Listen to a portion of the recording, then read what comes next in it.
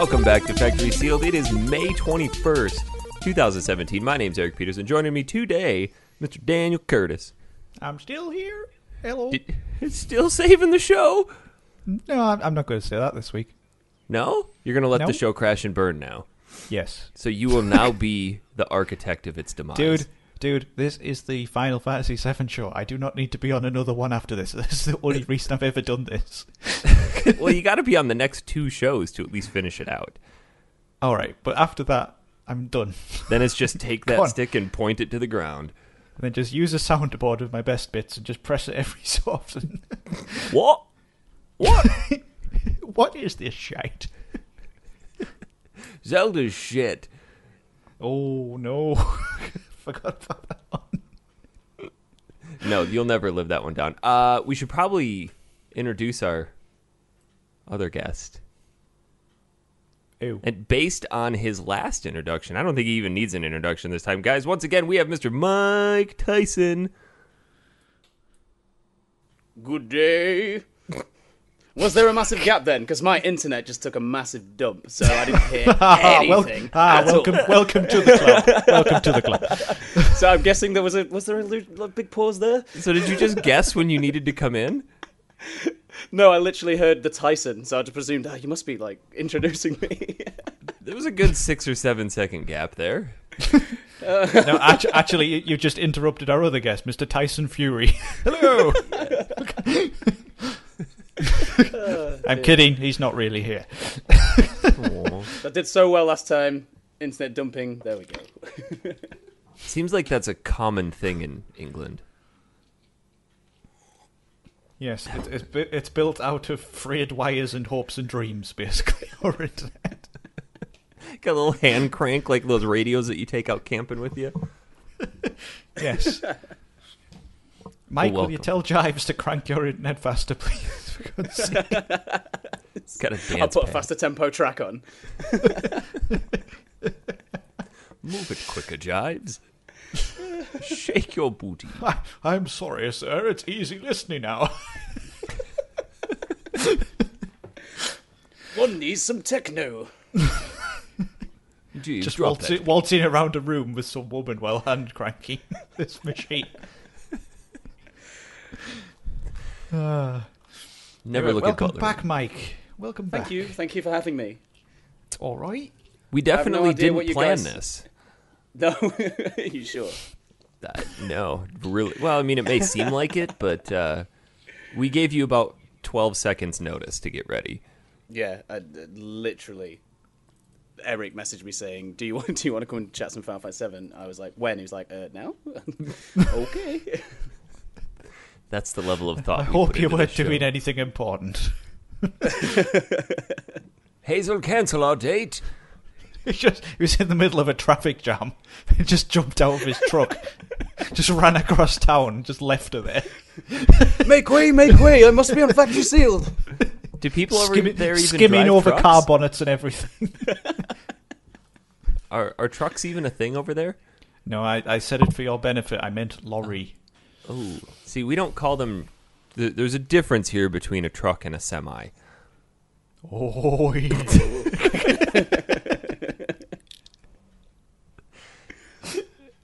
Dan, will you explain to everybody what a semi is? Well, Since we're playing Final Fantasy 7, in which all the way context? through. Well, in your context, because I highly doubt No, you no. get excited over large hauling trucks. No, I shall not explain my jokes. They're funny because they're funny. Well, some people might not know why you're laughing. Well, they will live in ignorance. So America. It is, yes. I'm not. Oh, man. No, I'm not going. Not after the brown ballerina incident from last time. I'm not doing it. It's not happening. Hey, you brought it up first. No, I didn't. I just did the obligatory. Oh yeah. You sure? I think he brought it up. Literally. Oh yeah. That's quite the semi. Mike, do you refer to yourself as a semi driver? No. You should. Oh, okay. Well, what's the difference between a truck and a semi in America? Well, a truck is like a conventional vehicle, just a step above an SUV. You know, it's got a bed in the back. You can haul shit. Yeah. I know A what semi you mean. is a giant truck with a big trailer. Yeah. I get what you mean. Well, I don't have the license to do have the ones with the trailers, but like it's the ones next down from there. So is there anything up from a semi? No. Well, that's stupid because semi means half. Or a part of. Well, it's half of the truck, and then you put the trailer on it, so therefore you have a semi-truck trailer. So then do you go, when it goes past, and go, oh, look at that full? No, it's a semi. That's hauling a trailer. I don't understand why it's called that. You're such a bunch of tarts. Oh, man. Let me tell you about the guy at Target yesterday. Yes, this was an interesting one. Mike, Holy like this story. cow. So, Oh, by the way, everyone, before we get into it, Tom is still not back from his adventures in Japan. Well, no, he is. He's just sleeping. Yes. He thought sleep was more important than factory sealed. How dare he? Yeah, I know. messaged him last night. I'm like, dude, you have 9 hours to sleep and wake up for the show. Get to it. Chip chop. 9 hours to do the first disc of Final Fantasy VII. Yeah, get on it. Anyway, yesterday I was at Target, and as I was walking out, this large man was lowering himself into a mobility scooter and locks eyes with me, deadpan stares at me, and just goes, just got a new meat grinder at work yesterday.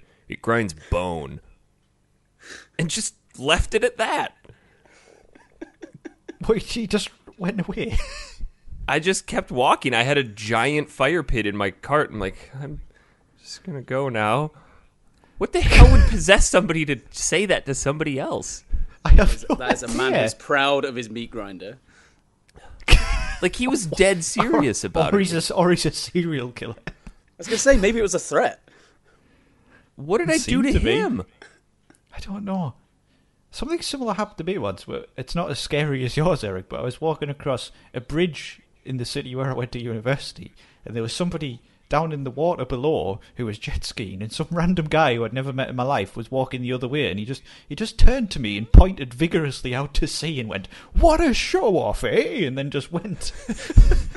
And I was like, and I just went, and my literal response was literally, "Okay." I kept walking. I had this really weird experience once where I was walking down the high street and someone was getting really, really close behind me and like just making these strange sounds and like breathing quite heavily. And like, you know, when like your ears prick up a bit and you're just like, oh, there's something weird going on here. And you just and like the person finally came past me and it turned out it was a guy struggling to ride a unicycle whilst juggling. Just came past me. This is why he was like so close to me the entire time and like making strange like noises and breathing heavily because he was struggling on his unicycle. What the fuck? As he went past, my first thought was like, I've just been afraid of a guy on a unicycle. Am I going to get stabbed? Am I going to... Somebody going to rob me? Like, nope, just a unicycle. He's going to entertain me to death. Well, it's a fair enough a fear to have, but that's certainly unexpected. There was a guy on our college campus that would ride a unicycle to class every day. Just back Why? and forth. Fuck if I know. Couldn't afford the extra wheel. No, apparently Says not. says the man who has an electric unicycle and threw himself off one and now has a bionic shoulder. Hell yeah. I would have rode that thing to class all the time if I would have had it then. I had to walk when I was in college. Oh, God forbid. Both ways. Back in my day, we had to walk to college. We didn't have any of this newfangled unicycle. Never mind the fact that I could actually afford to go to college. I had to walk there. Oh, that got dumb real quickly. Again. It does. It does. Every week. Dan, how excited were you for this show? Extremely. I can- Extremely. I've been waiting for this for a long time. I can tell. I'm losing my voice just talking about it. It's so emotional. Getting a bit teary-eyed. Get that Kleenex ready. Start talking like Jess when she was ill. Dude, I've been through 5 boxes this day already. Crystal's got horrible allergies and the flu. Dan, where are all the Kleenexes? Sorry, Final Fantasy. Just making a big wad. And she's just so accepting as well, like, all right. Oh, Yeah, figures. that's fine. Wanders into the Yeah, other that's room. fine. This happens every few months. She came in the other day when I was playing on it, and when the I didn't It's caught with my hands in my pants. literally. Who says I that didn't- about a game? I was playing on it. Me. Okay, continue. You were playing on it, and she I came in. was. I can't even see it now. No, but she said I was a bit outside the Gold Saucer where the gondola takes you up to the Gold Saucer, and the music was on, and she said that music is annoying. And I literally nearly ended it right there. I was like, how dare you? Pack your shit and get out of here. She would have hated my wedding then. Yeah, well, Oh, I yeah, love but that you video, by the way. you had the Gold Saucer. I did. Whereas that music outside the Gold Saucer is kind of repetitive, I'll say. Oh, okay.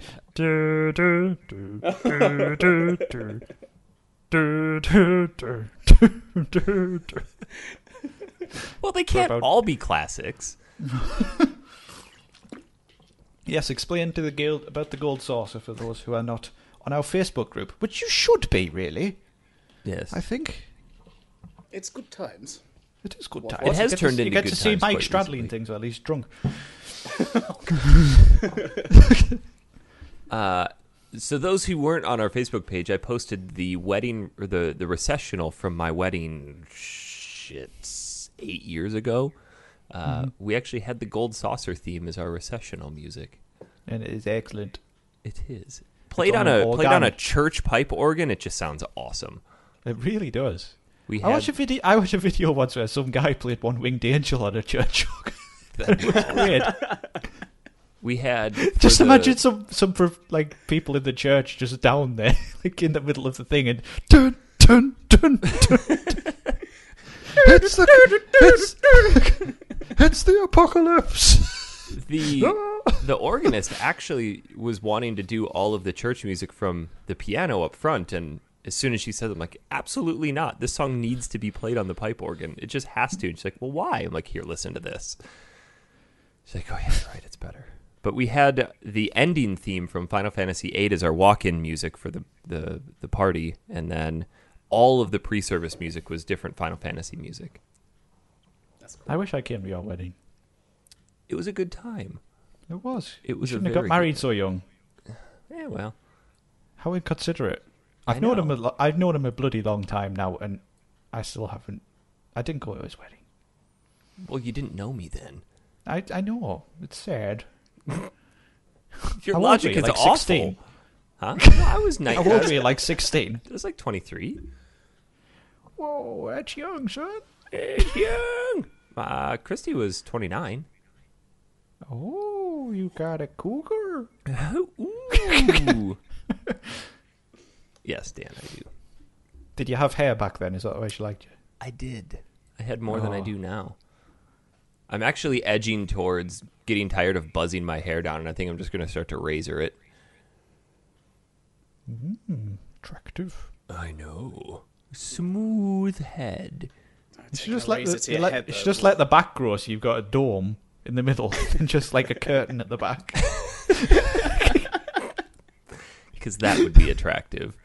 Oh, yeah. You look like one of those crazy guys, like the kind of guy who would probably say something about a meat grinder to someone outside of Target. That's the kind of guy. Maybe that's what I'm working towards later in life, is just being that really weird guy who says odd shit at the store. Yeah. Target and Walmart sound like scary places, Eric. Oh, no, Like, I Target thought- is a step up from Walmart. You pay the extra to avoid going to Walmart. Oh, okay. Yeah. Apparently, there's cracks in the security that if that guy was at Target. I mean, I don't think they sell meat grinders there. If they do, they're hand crank ones. Maybe he's just crazy looking for guy. victims because he was sitting by the exit. He's gonna swipe children whilst he's there. Like, You're going is in the he meat just grinder. expecting somebody to go, oh my God, let me see that? What the I think fuck? the only reason he didn't take you, I think, is because you had that giant fire pit, and he's like, "That's a lot of evidence to get rid of." I'm sure there's a receipt for that. Oh, man. There's Eric, always... your life is crazy. I know. You just got to be willing to roll with it. Should we get started on this game? Because we have a lot to digest. Oh, yeah. Let's get started. I figured we could try to prolong it as long as possible and just... Jives into the Kleenex box, please. Jives by stock in Kleenex. We're playing Final Fantasy this week. We're going to go through this much the same way we went through Final Fantasy VIII if you listen to that show. Basically just pick this apart chronologically and have at it. But I will have you know that I did not take notes this time. I started on to... the most important episode. I know. What are you doing to me? Well, you guys made so much fun of me for taking notes on Final Fantasy VIII. I wasn't Hey, even don't on tarnish that me show. with that brush. I wasn't here. I wasn't on that show either. Yeah, but because of that, you gave me so much shit. By proxy, it No, was you two. no, you used to make notes for every game, and then one week you showed me, and I went, "You make notes?" Because I don't ever. Just I had remember. notes for FOM Gym. Yeah. See? Yeah, but then we mocked you for that, so you probably haven't done it for this, and because of the fact that you didn't expect to be here. So, What can I write down in 10 minutes? So by trying to make it a better show, we get mocked. yeah, What's this we? I did it once. And you got mocked. So let's... Eric, it's tradition for me and thee to mock each other. So, And I was supposedly a one-time guest, so... Supposedly. Supposedly. Always clear your Sundays, just in case Tom isn't here. Which I is thought quite you established often. I was Tom. Oh, yeah, that's right. Oh yeah, you are Tom, right? Trying to be Jack Grant didn't work that time, so... Tom is just Go with the Mike reverting back Tyson to thing. his other accent. Yeah. Getting rid of that London posh. He's Damn. not really that posh, though, is he? Hiya. Wait, you all right? You all right? How's sounds posher than he it does. going? It's well. It's well spiffy. It's spiffing. Mm. Jolly good. Pip, pip. Oh, that and a stiff upper lip. It's sticky. That's what it is.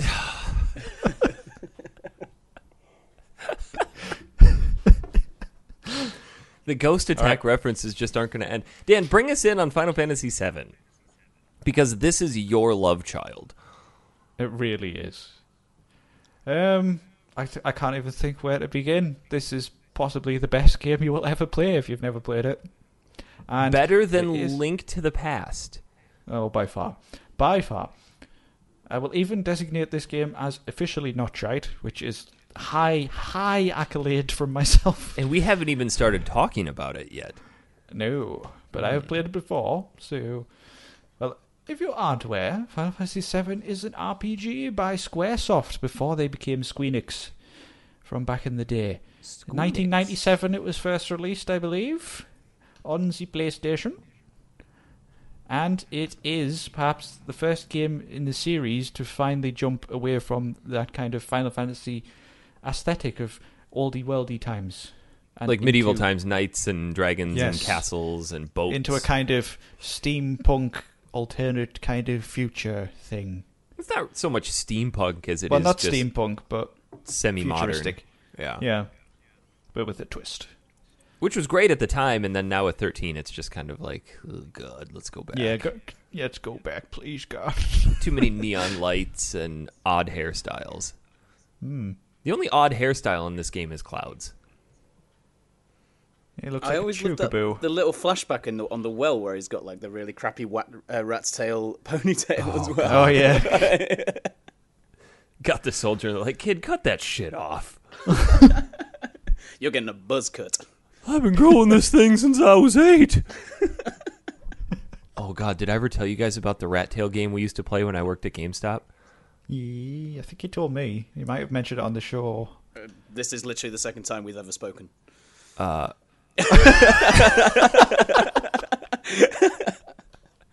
Good point, sir. So probably not. Good point, well made. No comeback. Side note from the game for a second. I'm pretty sure I mentioned this on the show at some point, but seeing as how Mike hasn't listened to all the shows. That's right. Dig it in further. It is just. We used to play a game called Touch the Rat Tail, where people that would come in with a rat tail, one of us would distract them by talking to them about games, and the other person would have to get up behind them and touch the rat tail, and if you did, you got a point. And we had this whole point system structured up. Game went on for years, until one night we were downtown and having some drinks, and my buddy decides, you know what, I'm going to end this game once and for all. And there was this mid-40s dude standing at the bar, just greasy as all get out. Looks like he just crawled out of a trailer park, had the nastiest rat tail in the world. My buddy's like, I'm going to lick it. It's like, no, dude, don't. He's like, we're going to end this game now. I'm going to lick it. Yeah, So- and he's dead now. Walks over, takes like 3 steps straight backwards, takes a sip of his beer, nonchalantly turns to the left in the middle of a crowded bar and just licks this guy's rat tail. Like, that's it. Game over. You win. Did the guy notice? Nope. But everybody watching him sure as hell noticed. Like, what the fuck is this guy doing?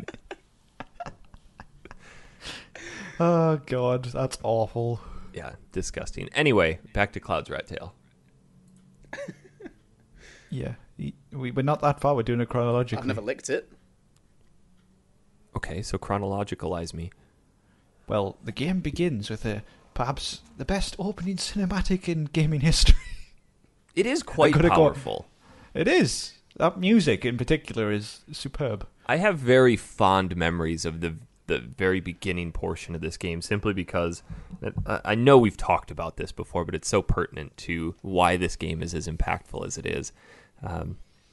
97, I was middle school, 11? Yeah, I was 11.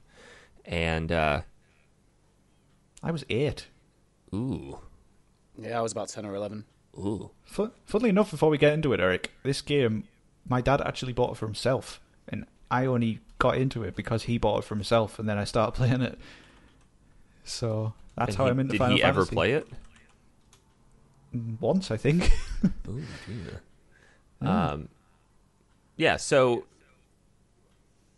I remember my buddy coming over and bringing his PlayStation in this game. He's like, dude, you have to play this. This game is going to change everything you know about games. And we're in my grandma's basement, and he plugs it in and just it starts playing, and he's like, you're going to play, which is so odd because most of the time when kids that age take a game over to a friend's house, here, watch me play this. But he handed it to me. I very vividly remember that and said, just play this. And that opening cinematic and dropping down into the train station and Cloud jumping off, and like that whole initial North Reactor section just is emblazoned in my mind. Like, I remember sitting on the floor in her basement and what was going on at that time, and it truly was one of the most impactful gaming experiences, simply because it's the same for me.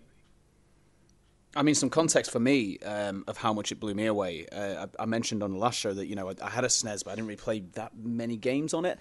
So I'd never, ever touched a Final Fantasy before. I'd never really played an RPG before. So it was so mind-blowing for me, like, just picking up this game and it being my first RPG. You got to think back then as well, the level of cinematic quality for that opening scene with the music and the characters looking so, well, for the time, very, very realistic in the cinematics is what combined together to make it so you instantly feel like, because you have this kind of tranquil scene where it's looking at like the stars, and I'm not sure if it's meant to be Mako energy or stuff like that in the clouds, but then it pans down and you see this kind of dilapidated city where Aerith is walking through. And then it kind of pans back, and then it's all exciting, and the music picks up, and the train's coming, and then the music properly kicks in, and you jump off the train, and then suddenly you're into this world, which is like nothing Because you've probably seen before. At the time they had FMVs, but for those FMVs to transition directly into gameplay without a loading screen was almost unheard of. Oh yeah. And So for this to drop in and then boom, Cloud flips off, it's like, I'm here, I'm playing this. And that music at that point is so pumping after that big epic intro. Oh, and it's it all just so starts to good. kick in. Yeah, it's, you know, hair standing on end kind of moment. Do you guys remember the commercials for this during 97 before it came out? or I watched 96. I watched them recently, and they're really good. Oh, I remember looking at that going, this is going to be great. And then it just kind of fell off my radar because I didn't get it right when it came out. I think in the States it released in January. I didn't get it until December of that year. Oh, God. It was sold out continually, just everywhere. I remember my grandma found the last copy in the city and bought it for me for Christmas. Nice. Because I didn't get my PlayStation until the Christmas of 97. And I had that and Oddworld and Tomb Raider. But you're right. It just for people who played this at the time and had been gamers prior to that, understanding the importance of this game and how much it changed everything, it's just incredible. It's very similar to what Mario 64 did for the platforming genre. Yeah, you've got to think, like, one of the concerns I see levied against this game in modern times is it looks crude now. Because the characters are like kind of this super deformed, stylized kind of character. But you've got to think that back in the day, this was like nothing that had ever been done. These characters had like their own animations and things like that. They had different personalities. They had the beautiful like pre-rendered backgrounds of every section, kind of combines together with this into one whole. I remember being so blown away by FMVs on the PlayStation that I would take them to my family's house and show them to them, like the opening cutscene from Final Fantasy VIII. I remember sitting in my aunt and uncle's living room and it's like, guys, you got to see this. This looks better than that cartoons. One is so impactful too, though. The Final Fantasy VIII, the Liberi Fatali thing, and it's just so they got that really. I feel like ever since Nobuo Uematsu left and stopped doing the soundtracks to these games, they've went not as good. The 13 soundtrack with Make My Dream Come True or whatever the hell that yeah, it's beautiful, that one. Moves like Stagger. Yeah. No, but I think, honestly, since he left, because you got when you're playing this game, the soundtrack is integral to the whole experience because it's always in the background, no matter what. And there's so many different tracks to this game. And each one of them is just as good as the I'm going to put this out there early. Yeah, I'm going to put this out there early. This is easily probably one of my favourite game soundtracks of all time. I'm with you there. I learned to play the piano mostly on Final Fantasy VII music. For me, it's a split toss-up between this and Final Fantasy VIII. There's just so many good songs on 8, like the Balamb Garden, the Overworld, Eyes on Me. I really like the landing on Final Fantasy VIII when they go to Dolly. Yes. That was such a fantastic. Like, we're switching to a different game, but just the FMVs and how they transition and they use micro movies to continue to tell the story. It's just such a shame that Square's first attempt at making a movie was such a colossal shit pile with Spirits Within. Mm-hmm. But anyway, game begins. Dilapidated city. Drop down. You're immediately in a mission, which is great because so many RPGs have this huge slog towards getting to something even remotely interesting. I mean, yeah, I remember. I mean, going back to Final Fantasy VIII again, but like I said, Final Fantasy VII was my first RPG, first Final Fantasy, and I remember, Final Fantasy VII, you get in there, you're straight in the action, and then I was so excited about Final Fantasy VIII, and you saw that massive intro you were just talking about, and then moments later, you're sat in an infirmary, and I remember at the beginning when I first started playing Final Fantasy VIII, I was like, "What the fuck's this?" Fuck, I'm in school. I was blowing up a reactor last time. Yeah, I mean, because you got to think when you start Final Fantasy VII as well, there's not really a tutorial. You're in your first battle almost instantly when you jump off the train, because 2 soldiers come towards you. You're in a battle, and then you're into the battle system with no real explanation of what you're doing. So you either know or you don't.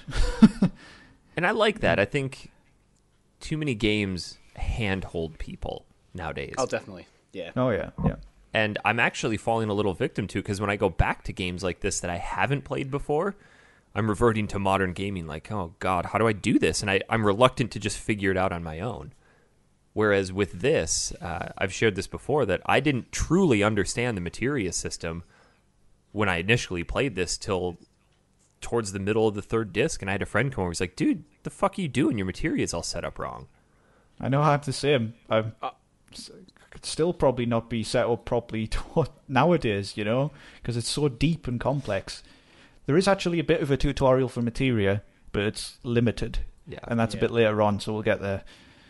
I actually had a friend back when I was younger. He wasn't really into his video games that much, but he kind of, the hype of Final Fantasy VII was there and everyone was talking about it, so he gave it a go.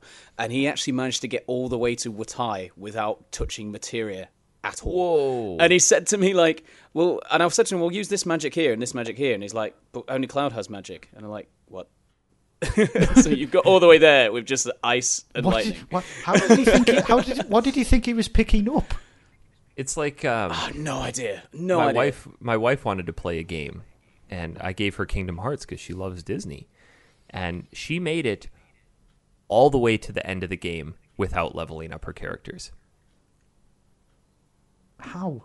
Just beating her head against a wall and eventually getting through. Like, she just didn't do any of the leveling up and adding points and shit. I had no idea how the junction system worked on Final Fantasy VIII until about 2 years ago. So, good God. So I got through that somehow. Arguably, that FF8 is the most confusing battle It's not system. really when you wrap your head around it, though. It makes perfect sense. Yeah, but there's a lot of menu management in that one. This Anyway, one different is more or game. less... Final Fantasy VII is the game. So, okay, Dan, start us off. We've done 8. We've jumped off a train. Mm-hmm. We've met Cloud. Everybody kept his name the same, right? I hope. Yeah, apart from Ares, changed to Aerith. Ugh, sinner. Ugh. I actually had to restart the game because I did put my Cloud as jock buns, and I was like, I can't do it. You will ruin it. And I was like, I just can't do it. And then I was going to call someone else Jives and things like that. I just couldn't do it. For a game like Dragon Quest VIII, where they don't technically have names, you can put stupid shit in like that, which I regularly do. Yeah. But no, I kept So you everybody the didn't- same. I was going to rename Tifa as Sexy to relive my truest nostalgia. But you didn't. I didn't. Oh. I still... To this point, I'm about 20 hours into it, and it's still foreign to me to see the name Tifa pop up in the battle screen and in the menus, because all of my memories are written with capital letters Sexy. It's the dumbest thing. It's so... I'm trying to overwrite that. The thing is, whenever I see text all in capital letters, like this all in capital letters, I just imagine like someone shouting it. Like if someone sends you a text message, all in capital letters, I imagine they're shouting it. So for me, it'd be like every single time you read it, it says "sexy," forcefully sexy. Yeah, and that's what it was. I'm like, wow, you are sexy. I always used to call like the main protagonist Dan, so that's a bit weird for me still. But bit of a narcissist, are we? Yes. You've always got to be the protagonist. Always. Okay, so we jump off the train. We are in the middle of a mission to blow up the North reactor. So let's get this out of the way. How does everybody pronounce it? Mako or Mako? Mako. I used to always say Mako, but they say Mako in Advent Children, don't Yep, they? they say Mako. Am I wrong? Yeah, but I still say Mako. They're wrong. They're wrong. Don't ruin I'm in the Mako camp. Yeah, I'm in that camp too. So as long as we're all on that, Well, that's the thing with these things. They're open to interpretation, aren't they? Because you have no point of reference. you know, we're going to get people saying, "But they pronounced it this way in the movie. You guys are wrong." Yeah, whatever. We're admitting it Mako. right now. Yes, we are probably wrong. Yes, we are usually wrong. Always. Typically. So, do we want to talk about the battle system before we get into the plot, or do we want to go plot and? I think let's get the battle system stuff out of the way, because this might be one of the biggest stumbling blocks for people jumping into this, especially with the materia system if you're not familiar with it. Go ahead then, Eric. You can take this one. Ooh, shall I? Yes, okay, you shall. so whereas previous Final Fantasies, they had just straight up spells you could buy, and then each spell was assigned a certain amount of MP that it would take from your total pool. This one has that, but you have to purchase the materia and then place them into specific slots within either your weapon or your armor. And some of the slots are individual slots, and some are joined together, meaning that they function simultaneously. So, for example, you can get a materia called All, which if you combine with Cure, will use Cure on all your characters. Yes. So, if it's in a joint slot. Or You also so get- there's different categories of materia. There's green, which is actual magic. There's blue, which is like an added effect or a supplemental, which directly addresses the materia it's attached to. There's yellow, Like a which support is Command materia. command materia. There's It's just things like steel and sense, which shows like enemies' weaknesses and things like that. So pink is a passive materia, like a chocobo lure. Mm-hmm. And I think that's it for colors. Red. No, there's red. Summon. Oh, red is the summon materia, correct. So, for example, if you put something on your armor like fire, it gives you additional fire resistance if you have it tied to something called elemental or added effect. But they can also have a detrimental effect, like they take away, for example, 2 HP or things like that. So you have to balance your materia 2%, kind of well. not 2 HP. 2%, sorry, yeah. So as you put more, like all of the green magic materia is actually detrimental to your overall health, which is great in the story aspect because the Mako is the Mako is the life of the planet, and people are using it, and they're using it as a detriment to not only the planet but to themselves. So by giving themselves magic, what's that? I never thought of it like that. Yeah, they explain that a little bit in Advent Children. The materia actually has a negative effect on your body, which is why it takes away from your health. It gives you more MP, but all of the magic materia, there's not a single one that increases your health. It all takes your strength 2% off as well, usually. Yeah. So you have to counter that with things like the power wrist and armor. So you've also got, with the materia grows through this game, you get PP points for materia, which, so the materia grows, for example, fire materia, when it gets above a certain level, will grow to fire 2. Is it And then PP or fire AP? 3. I thought it was AP. It's PP in this one. It's PP, definitely. I think it's AP. It's not, it's PP. I think you just like saying PP. I do. I think it's Final AP. Fantasy VII after battle screen.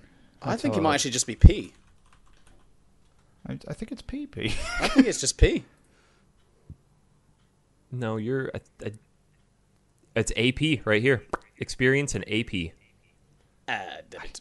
I'm sure it's PP. Dan, no, it's not. It's AP. It is. It's P. No, it's not. Yes, it is. Gained It must be on experience different version. and AP. No, it's P. 50,000 P. I'm looking at it now. Send me a picture. I don't believe you. Send it through. I'm what- sure it's P. There you go. I think you're... That's really weird. That'd be a weird difference between the two games. That is P, yeah. I was right. Woo! I Well, was no, wrong. no. Okay, look under the spot where it says Poison was born. Under that, it will say AP.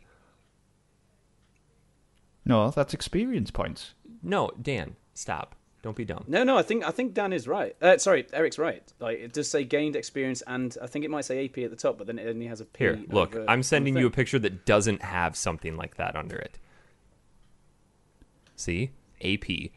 Yeah, but then it says P over at the side. Yeah, so points. 30 points. Yeah. Oh, So and then AP, experience yeah. is 300 okay. points. I've always thought it was just P. I Yeah. do apologise. Apart from when it was PP. Now that that's out Yes. of the way. It's not PP and it's not poo-poo. Oh, P. Anyway, I will admit that this is the first time that I've played this that I actually realized different weapons had different growth rates for your material. Yeah. Yeah, they Oh, really? do. So I've actually chosen not to use a more powerful weapon because I wanted a double growth on some of my materia. Oh yeah, that's what I've been doing. Like as soon as you get I think the first weapon you get with the double is the Force Stealer for Cloud, isn't it? Which I think you win Yep. for doing the thing in front of Rufus. I didn't start using it until I got the Rune Blade. The ultimate weapons actually have no growth. Well, that would make So- sense. They have ultimate power, but you can't grow your materia when using them. So generally, it's best to use the level below that weapon. Yes. But getting back to To the battle, there's something Yes. else in this called limit breaks, where Yes. so in your battle screen you have your health, you have your magic points, you have your active time battle, and then you also have another bar called your limit bar. Every time you get hit, that limit bar goes up a little more, and when it's full, you can utilize something called a limit break, which is a special attack that causes a ton of damage.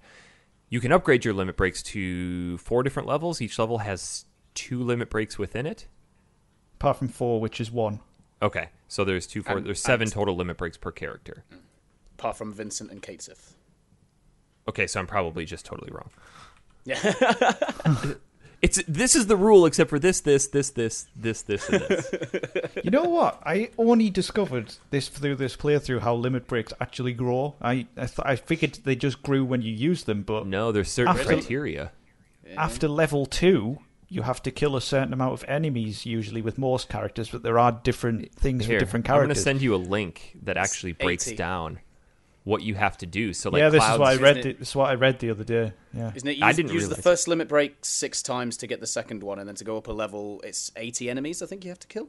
120. 120. 120. Cloud. 120. But then another one is like just use blade beam 7 times.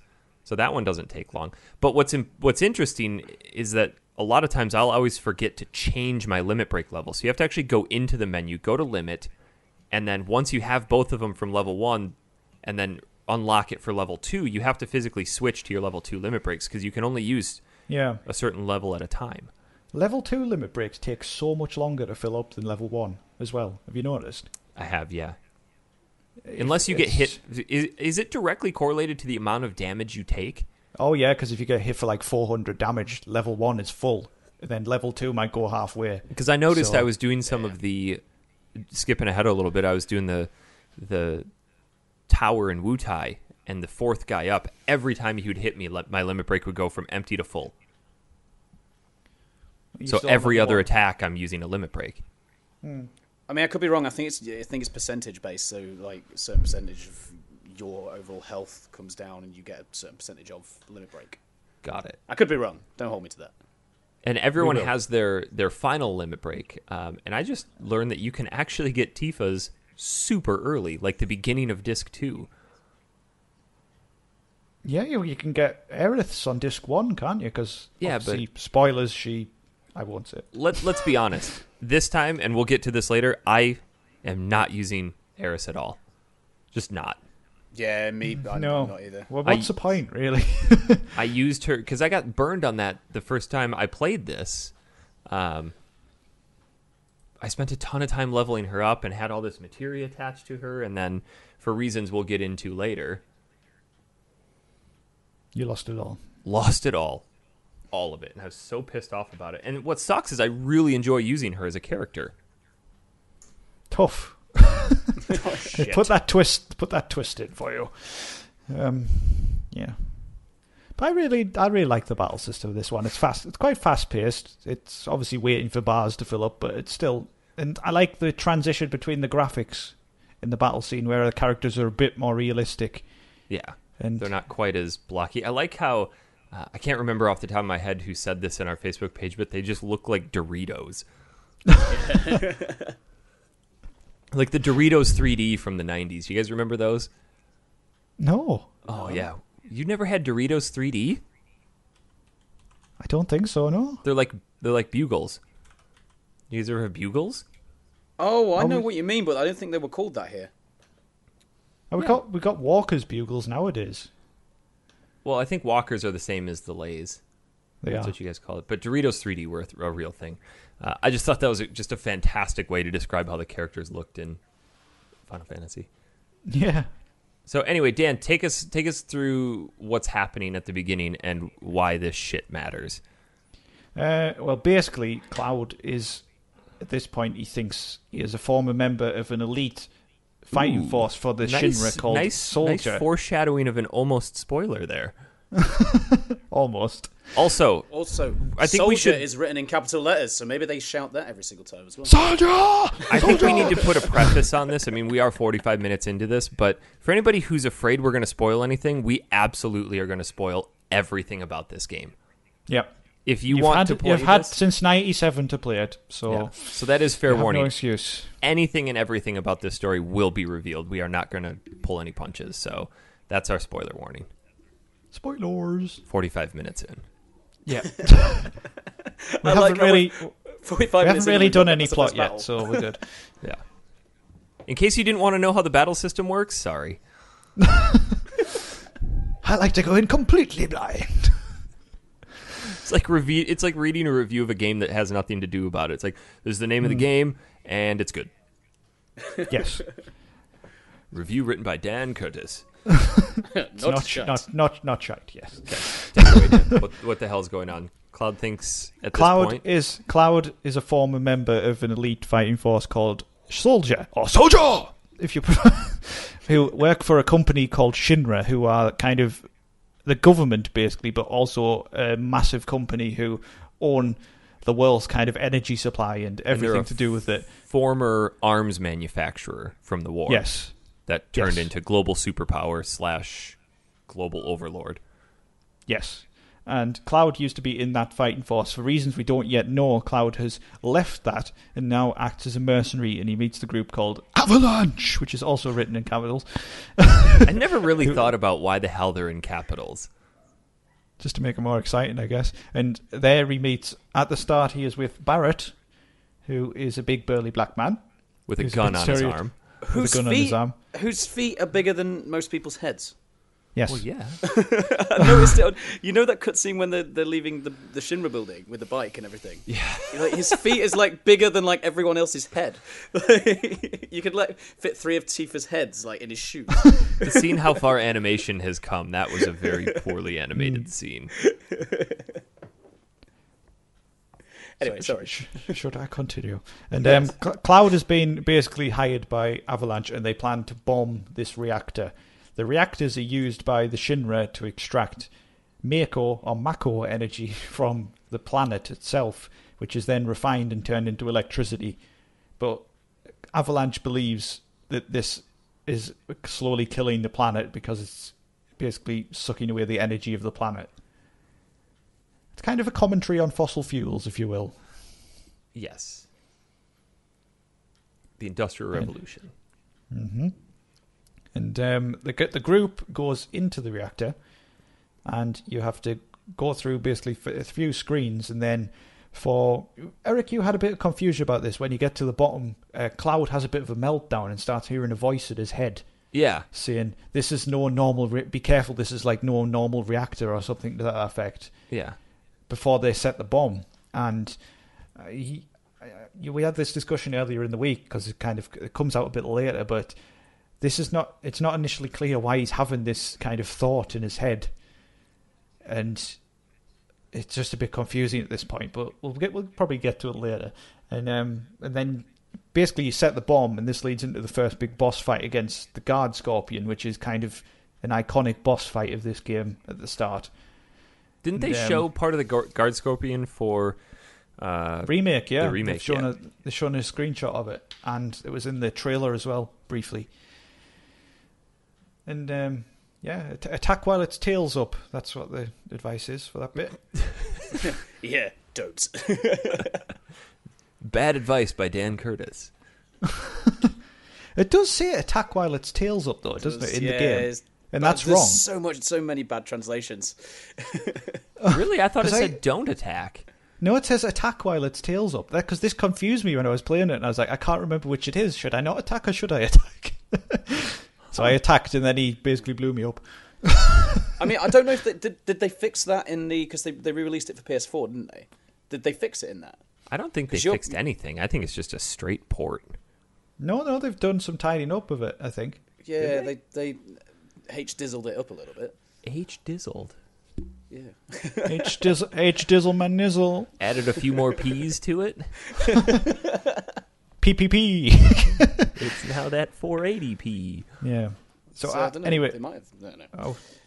After you beat the Guard Scorpion, you set a bomb for a timer of 10 minutes. And I posted a picture about this earlier, because you still get in battles when you're trying to escape from the reactor when it's about to explode. And every time they finish the battle, they still celebrate winning the battle, wasting about 10 seconds of precious time that they have to escape. You only need about 3 minutes to get out of there. Yeah, it's plenty of time. Yeah, you do. I always just when you beat the Guard Scorpion, you get a weapon for Barrett, and like I'm always, as soon as the Guard Scorpion's done, I get a 10-minute count. I'm like, quick, change it over, and then I get to the end, and you're like, just fucking tons of time. But does it still count down the time when you're in the menu? Yes, it does. Yep. Ah, okay. When you're saving, I always wondered that. So if panic. So as you're coming out, you notice that Jessie has her foot stuck in the beam. Yeah. You can go and help her. What if you don't? You can't leave, because you go through that room where Biggs and Jesse are opening the doors for you after the Oh, lift. and you need Oh, her. You need yeah. her to open the doors. Got it. I've done that in the past. Definitely left because I'm horrible. Because it's not obvious that she's got a leg Yeah. stuck. She's just chilling. What the there. hell are you doing over there? Let's go. Yeah, How think did she that's the get her reason leg you have so stuck? much time, because if you miss that. How did she? She was just standing there. How did she get her leg stuck? Well, Was isn't she just there- like, oh, there's there's a hole here. I'll stick my leg through. I think there's a piece of magic or an item on the other side of it that she might have been going for. Okay. Somebody just left a portion there conveniently. Yeah. So you escape, reactor blows up, you guys all get separated. You're supposed to meet back at the train. And Cloud has to end up running through the city. Yes, he does. And this is where And you, then- for the first time, meet the flower girl. The slum drunk. I didn't know this, but apparently the way you react to people changes their affinity for you. Yes, this has an effect later on the date scene in the Gold Saucer. Correct. And there's no There's way a to tell what hidden- people's affinity is for you. No, there's a hidden point system apparently. Yeah. And this is one of the very first decisions, too, is if you decide to buy a flower from her. Maybe that's what's measured in PP. No. It's not. It's worth a try. It's definitely not the PP. Okay, yeah. So you could buy a flower from her. I didn't personally. I don't think she needs the money. I think She has she probably does. she has probably the most extravagant house in all of Midgar. She does. Quite a large plot of land. Yes.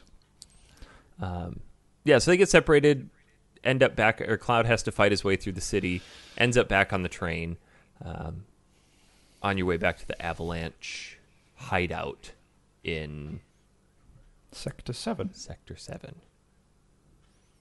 Because Midgar's made up of these different sectors where there's basically... It's like a giant People piece live- of pie. Yes. Barrett even refers to it as a giant pizza at some point, I believe.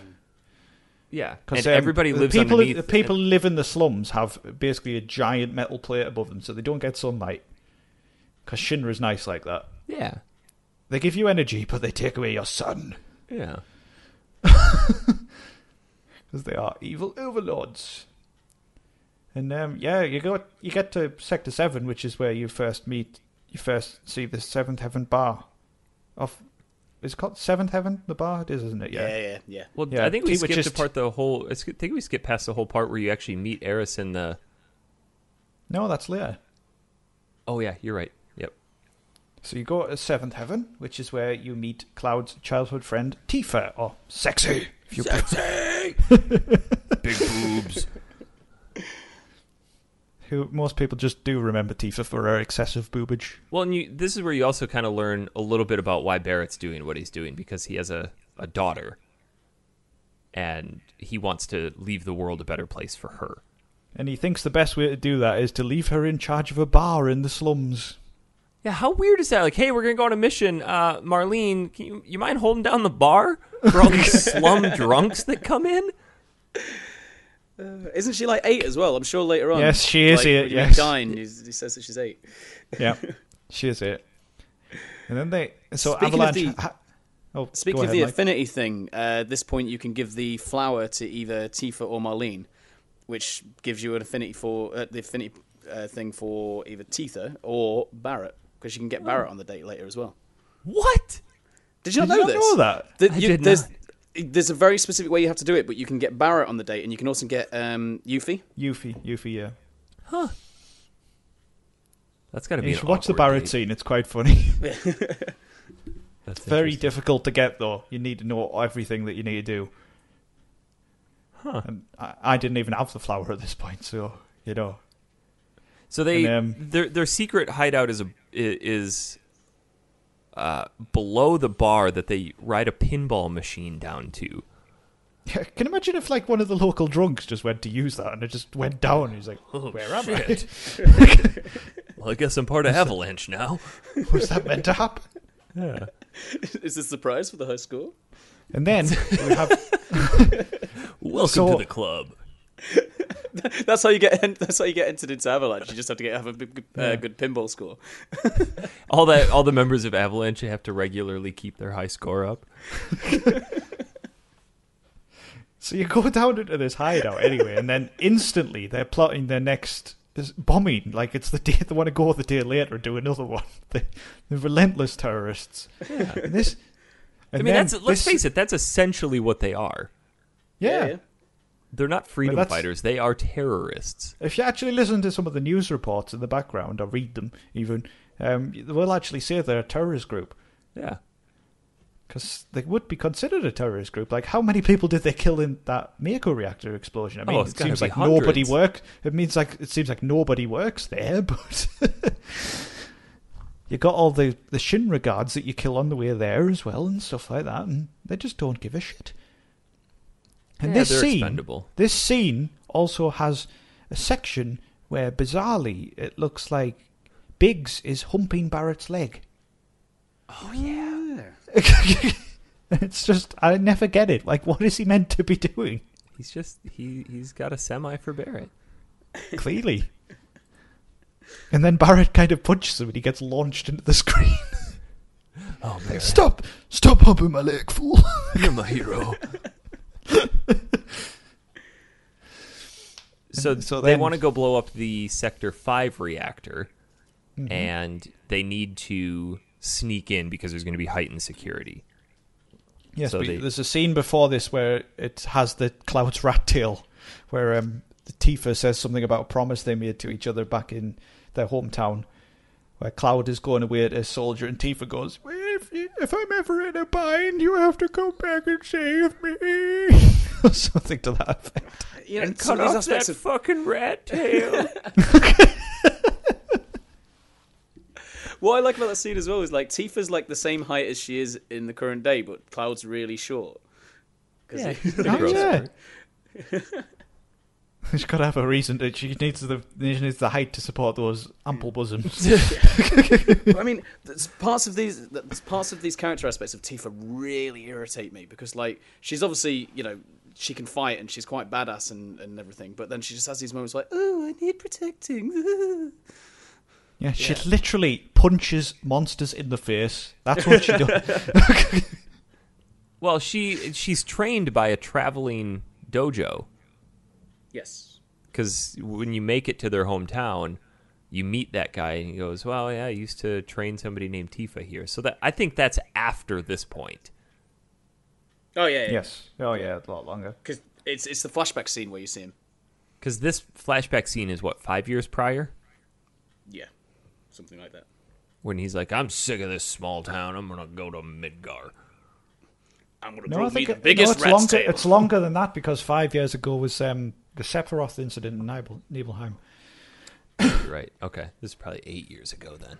A long time ago. Cloud is 21 in this. So correct. I know my shares. Good. Completely unimportant information. Yes. And so next we are going back to the next reactor, which is Sector 5. And you have to get into this one, you have to do a very annoying thing where you have to all press a console at the same time. Ugh. Not to mention, you have to run through this train to avoid the security clearance, and then jump out of the train, make your way through the vents, and then you've broken in. And it's essentially the exact same map as you played for the first reactor. I guess, except you get to go down a big slide. Ooh. And you don't... There's no boss fight in this one, is there? No, because when you blow it up... this is where you meet President... Airbuster. Yeah, you meet President Shinra at the end, Rufus. but there's not one at the same point. Oh, yeah. No, you don't meet Rufus, you meet President Shinra at this point. Just President Shinra on his helicopter. And then the explosion from Airbuster, Tifa and Barrett make it out. Cloud falls. Through the roof. President Shinra doesn't seem to care about his reactors getting exploded. Because yeah, it's fine. We're billionaires. We'll rebuild it. Yeah, there's only, 8 reactors, and he's already lost 2 of them? That's 25. That's 20% down. He's probably just hiked the prices up. Yeah. Yeah, so Cloud falls off the bridge. Into a church, which somehow the flowers below the church break his fall? Little flowers. And the roof, of course. Yeah. Oh, I'm so glad that these flowers broke your fall. No, the roof broke my fall. Literally, he never even loses any HP, so Yeah. he's fine. He fell hundreds of feet. Yeah, he did. Thank It is a God bit- for flowers. I know, right? I wonder if they make them look like a giant cushion when the remake comes out. Like a big flower trampoline. Yeah. A giant whoopee cushion where he lands on it. Like stunt people jump into. But this is where you meet Eris again. And she said, this is one of my favorite questions. No, it's Eris. Earth. She says, oh, do you remember me? And you have the choice between, yes, you were selling flowers, or, yes, you're the slum drunk. Whoever had the translation duties for this had a good time with it. He did, yes. And you also, Even at this if he was point, terrible at it. you meet the Turks for the first time as well. Which, just to get this out of the way, it's a little annoying how they're not consistent with how they address them, because they say, yes, this group is called the Turks, but later somebody who's in the Turks will refer to themselves as, I'm a Turks. And then later somebody will say, I'm a Turk. It's like, come on, people. Also, Yeah, Turk that's- is capitalized as well, so it's actually Turk. They're all from they're all from Turkey. Yeah. They just want you to remember certain things. Clearly. Who are the Turks? Mike, who are the Turks? The Turks are essentially they're essentially Shinra's sort of special agent sort of group. Like The they, KGB. yeah, like there's only how many of them is there? There's 4 or 5 of them, and they're basically used for a lot of underhand kind of secret missions that Shinra needs them to do, but need to be kept on the lowdown. Yes. One of like these spies. is actually acquiring Aerith. Well, but that's their they current seem- mission, is to track down the Ancient. But they know who she is. They've known for ages. Yeah, so why didn't they just come into her church when Cloud wasn't there? I have no idea. This makes no sense, really. Well, 'Cause- it's kind of 'cause- touched upon a little bit because, later on, skipping ahead a bit, there's the bit where Reno and Rude are chatting about who they like in the group, the women. Oh, God. And they're talking yeah, about yeah. Seng, who's the leader of the Turks. And they said that, oh, yeah, Seng likes Aerith. And so I get the impression that basically Seng only wanted Aerith to come if she willingly came. Which, Oh, isn't that spoilers, nice that's of what him? actually ends up happening, isn't it? Yes. To protect Marlene. Yes. So that's my take on that, why they haven't taken it yet.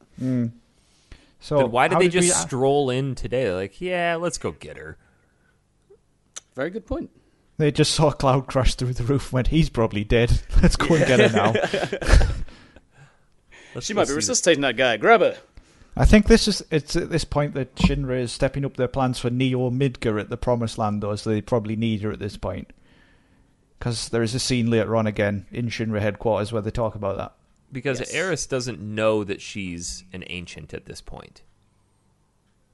Does She she? does, but she only She's really really feel- 205. She only really feels it when she's in the church, which is why she likes the church. But she does, because when you have the flashback of Aerith when she was little and Seng tried taking her then, the woman she lives with is Elmira, I think she's called. Yeah.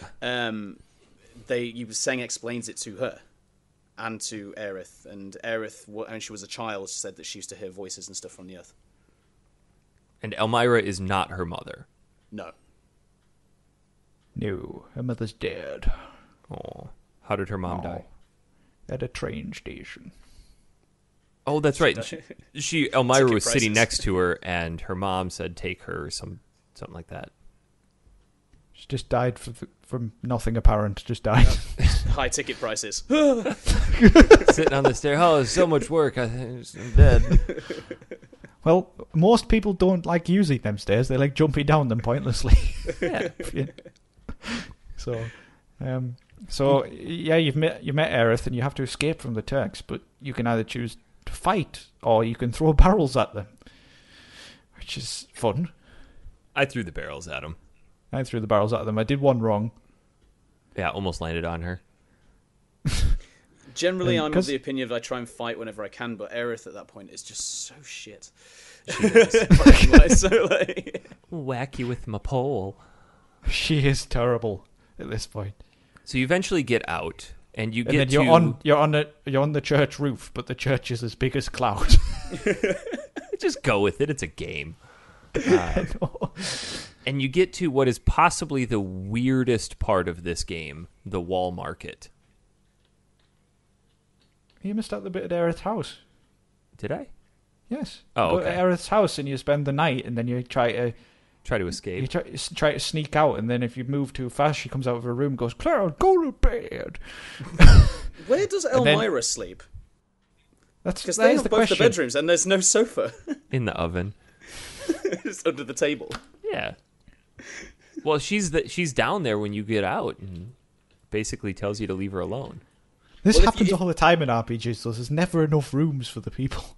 Or the bed If you is in actually the talk kitchen. to her Yeah. before you go up to bed, if you talk to Elmira, she actually asks you to sneak out in the night. Is he gone? I think he's Hello? gone. Can you he hear me? asks you to what? Hello. If you talk to Elmira before going upstairs to sleep, she actually asks Cloud to leave in the middle of the night. Yeah. I know she does that anyway. I don't think you have to ask her. Oh, She just tells you. She just says, "Get the hell out of my house! You ain't good enough for my Aerith." Excuse me, miss, do you have a lisp?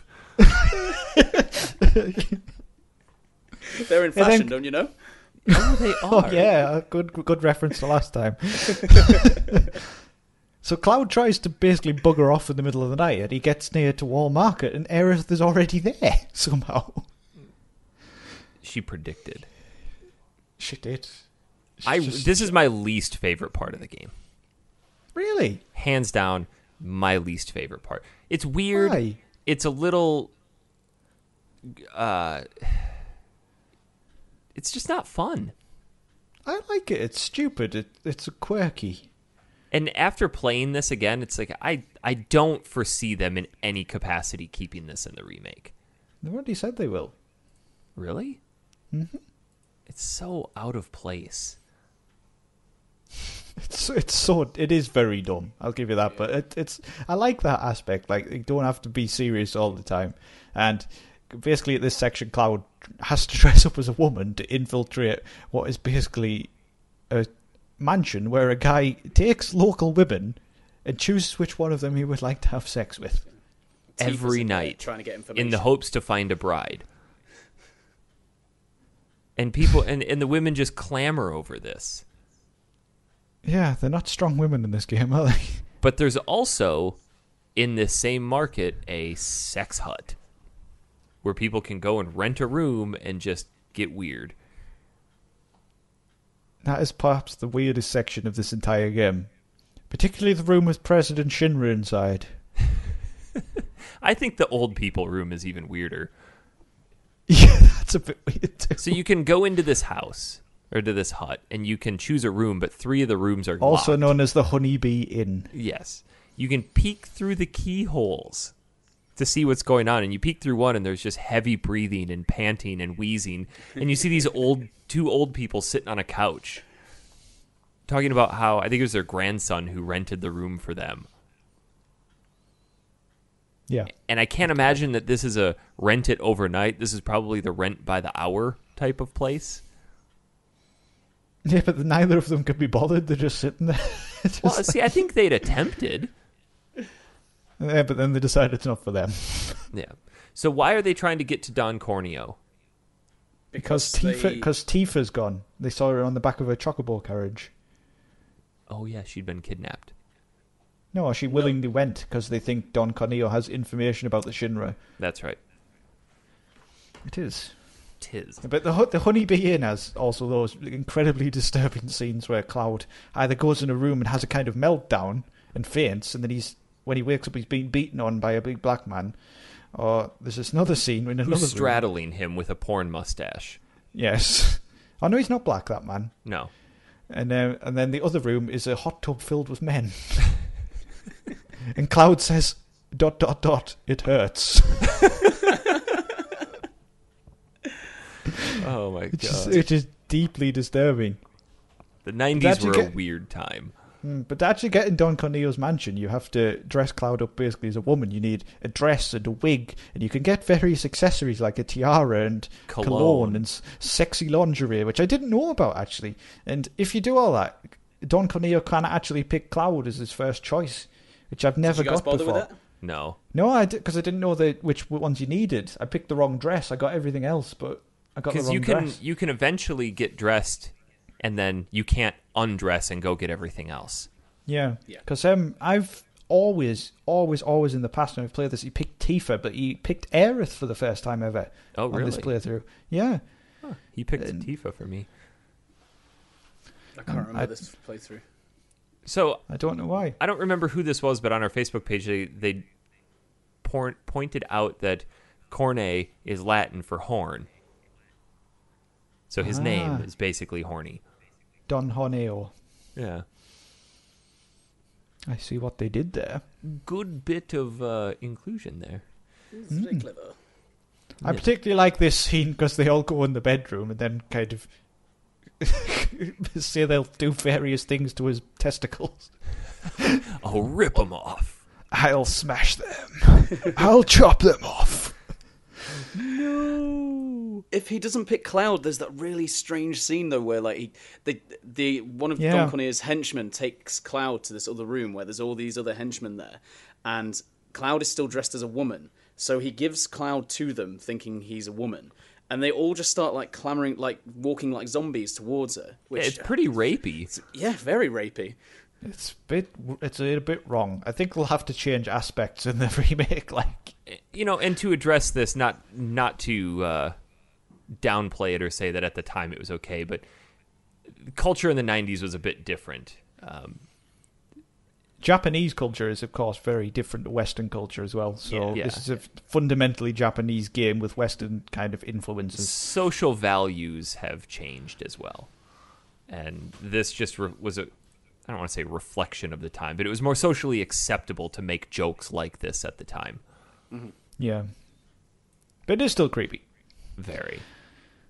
And so after this, Don Corneo basically tricks you and flips a lever and you all fall down into the dungeon and fight a nice monster who likes to chuck sewer water at you, which makes me think that these guys would be friggin' stinking by the time they get to the other side of it. Oh, yeah. Just covered in shit going through the train graveyard. Because at this point you have learned that the Shinra, in a stunning move, is apparently going to drop the plate above Sector 7 on Sector 7 and crush everything within in the hope of killing Avalanche. But blaming it on Avalanche and then rebuilding to gain favor again with their citizens. Yeah, so they're going to basically kill absolutely loads of people just to get at this group. Yeah, because there's all the people on top of the plate as well, isn't there? Those people might survive if they jump at the last second. And ironically, most of Avalanche aren't there at this point. So you need, as Aerith, Tifa, and Cloud go through the train graveyard, Barrett is basically fighting against the Shinra on this giant tower, and you arrive there, and like Barrett's and Biggs, Wedge, and Jesse, you're all like basically dead or dying because they've been shot down. And so who's the one who falls off the tower? I mean, that tower is colossal, and that's Wedge. Wedge falls down and lands. And he goes, "Oh, dude, you'd be a pancake mess on the floor, but you're just laying there talking."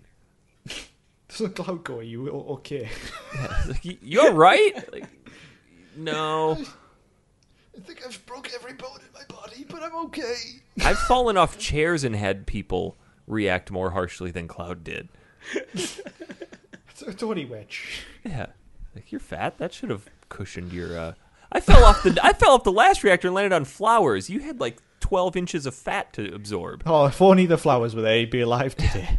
God damn it! I should have put some flowers down. Where the hell's that slum drunk? You should have aimed a bit more towards Aerith's house. He might have covered the distance. Like a wingsuit. Using his flab as a wingsuit. Yeah. So you get up to the top and you have to fight Reno. Reno, yes. Who likes to put you in a pyramid. This is where I got my first game over screen because I didn't remember that you have to attack that pyramid. Yep. I remembered, thankfully. Yeah. Well, and he even tells you at the beginning. I just didn't read it. Oh, does he? Somebody tells you or somebody mentions it. So at this point, you discover that basically the failsafe on the bomb can't be deactivated. And you also find out that Shinra has finally kidnapped Aerith, who has sacrificed herself to save Marlene, who she sent to Aerith's house. To get her out of to get her out of Sector 7. Yes. And this kicks off the next section, which is climbing up to Shinra's headquarters through Wall Market over very, very precarious-looking planes and wires. There's one section on this that just sucks, and that's where you have to jump off and catch that rope. Yeah, that is pretty difficult. Probably took me 30 tries. I actually saw somebody who is a fan of the show post on Facebook this week that they're doing their first playthrough and they spent forever looking for the batteries which you need to actually activate that section to get through it. And because you have to go to the weapon shop in Walmart and the guy gives you some batteries which you need to activate different machinery on the way up. And if you don't have them, you can't progress. So I don't know how I remembered to walk over there and click that to get the batteries. But yeah, had you not known about that? There's no hint or anything. Yeah. So I actually only remembered because he posted that picture. And I was like, that's very useful because I would have probably forgot. And got up there and then had to come all the way back down. That would suck. It would. So this long, arduous climb finally gets you up to Shinra headquarters, where you get a choice at this point, which is rare in a game of this time. You can decide to bust on through the main entrance, or you can sneak in up the longest staircase in the history of mankind. I love listening to Barrett bitch his way up there. Which I do like that scene, but for this playthrough, I decided to bust on in because it's more fun. Nah, I went up. Which again, it's another one of those hidden affinity things. If you choose Tifa's stairs, she prefers it, and then Barrett, yeah, apparently. I could be wrong. Okay. It has happened before. What, you being wrong? Yeah. Oh, good. I'm glad. You know what? For the first time ever, I realised that there's a shop at the back of the Shinra lobby. I didn't know that was there. Huh. Yeah, you can actually look at a little video which shows you like it's like an advert. You know the truck that they steal when they leave. There's like an advert for the truck. It's like a little tiny cutscene. Yeah. Oh wow! I didn't know that. The truck which takes up like 100% of Barrett and nothing else, and everybody else has just squeezed it with his giant feet. But in the accessory shop, there's 2 chests which you can't open. I think you can open them when you come back on disc 2. I could be wrong again, but I think that would make sense. But this section's a little frustrating. Just trying to get all the different key cards and make your way up to the top. So it is a bit archaic, I guess, getting the key cards, but I kind of like the section where you have to sneak people across. Yeah. Where Cloud kind of has to gesture when somebody's not looking. That's pretty cool. And then there's the room where you have to open certain doors, and you can only open 3 or something to get an item, and then you can reset it once. Yep. And you get claim item coupons for them. I only got 2 of the items, I think.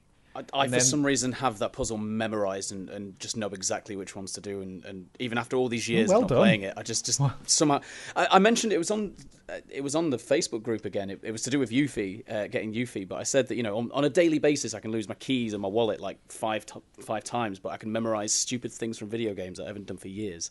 Yeah. It's always the case, isn't it? I don't like the flaw where you have to put the Midgar parts in. Yeah, that's pretty dumb, because you can only carry 1 at a time. Yeah. Basically, there's a scale and there's no model clue as to which chest actually opened, so it is actually just a case of going and trying the chest. It's, frustrating. It's a scale model of Midgar, and every time you put the Midgar parts in, another chest opens, so you have to do it over and over again. Why the hell would a model builder, like, all right, I'm going to build this model, and I'm going to take all the pieces and put them in chests around the rooms. And then I'm going to put the key card in the last one. Yeah. Just in case I don't want to go home today. You must be friends the same with guy the guy who designed from Resident Evil. Yeah, this is literally what I was about to say. Video game logic, people. It's all tied together. But then you eventually get up to the laboratory. And this is where more of the story is really starting to reveal itself in terms of Hojo and his experiments that he's been doing. Yes, and you also see Genova for the first time in a case. So who is Hojo? Hojo is a scientist for the Shinra, who basically does dubious experiments. That's all we really know about him at this point. Well, And before you go up to the lab, you go into a vent and you listen to a meeting between President Shinra and a few other like higher ups in there, and that's where you first see Hojo. And they're discussing there that basically now that they actually have Aerith, they can find the Promised Land. They've decided they're not going to rebuild Sector 7 because they're going to go to the Promised Land where energy will be springing and they can build Neo Midgar. And it's there where Hojo basically says that unlocking the secrets of the ancients might not even happen in the specimen, meaning Aerith's lifetime, and wants to maybe try and breed her. True scientist right there, looking ahead. Yeah, he's a psycho. I think it's important to note too that at this point Mayor Domino really wants to reignite the space program, which comes into play a little later in the game. That's not Mayor Domino, that's Palmer. Who? Oh yeah, sorry, Palmer. Yeah. Mayor Domino's just a puppet. He's just a figurehead. He doesn't. That's do an interesting anything. puzzle for the key cards, though. The one with the library, where you have to get the numbers from the letters from the books that are in the wrong place and stuff like that. I guessed and got it right on the first try. too. I don't know how. I think it's random every time, but I think there's only like 3 different things it can be. Yeah. So Hojo in his laboratory has another specimen, Red 13, that he's conducting experiments on. Yes. Who is really called Nanaki, but for reasons unknown decides not to tell you this and just says, "Call me Red 13." I don't know what my name is. Okay, but you get back to your he does hometown and know. immediately know what your name is? He says as well, doesn't he? Because Hojo named me Red 13, a name that has no meaning. So why do you want to be called by it? Yeah. Yeah, so I called him Flange instead.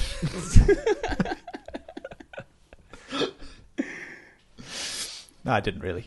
Gotta be Red 13. It has to be. You could probably switch it to Nanaki and be fine. I wonder what happened to Red 1 to 12. That pile of red mush in the corner. But when you turn it, I've done it to Nanaki before, and then it gets really confusing when you get to Cosmo Canyon. Yeah. So yeah, and basically at this point you fight all that, and then do you get up to President Shinra? Yes. You get up to his you office. Then we must mention that you see Genova in the lab. Yeah. Yeah. And A headless Cloud creature with an eyeball on her right boob. And Cloud looks at Genova and he Has a meltdown again. Yeah.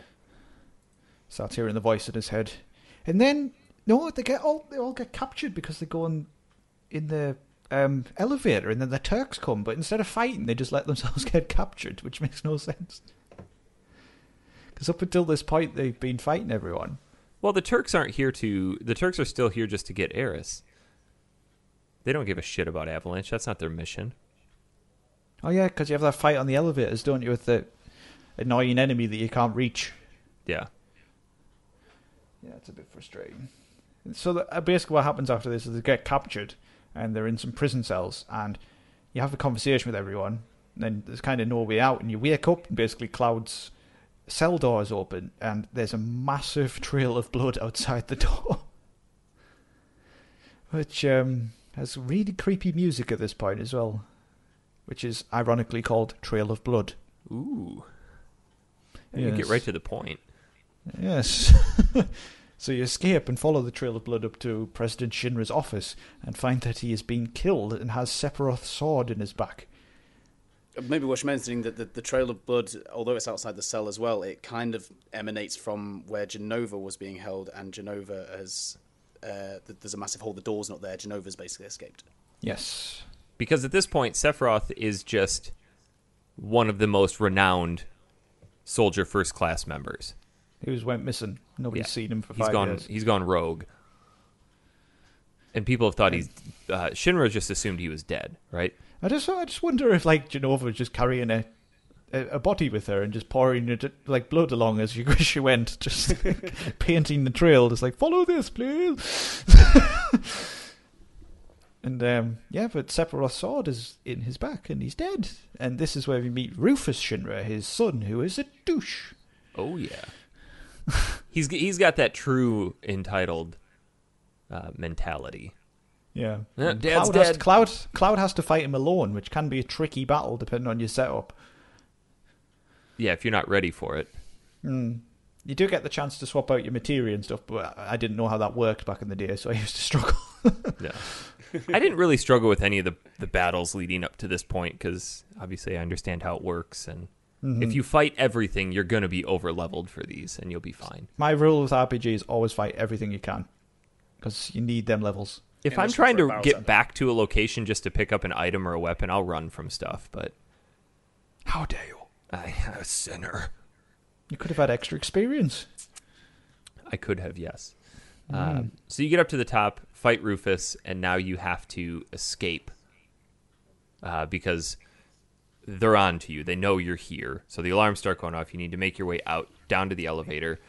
You get separated from Tifa, Barrett, and Red, and you all reconvene back down in the lobby in vehicles. Cloud has his motorcycle. Where'd you get that from? Yeah, fuck if I know. He just comes from nowhere on a motorbike. You had this the whole time? This was always one of my favorite cutscenes from the game. Oh, it's so cool. Because like, you're at about 6.5, 7 hours into the game at this point. And it's just been nonstop action, like shit going on. And you kind of get this sense like, okay, we're about to bust out of here, and this is when I'm going to start to hit the true Final Fantasy experience where you're in this big open world. Because that's what everybody loves about these games. The big, at least back then, when am I going to get to the open world? When can I go explore?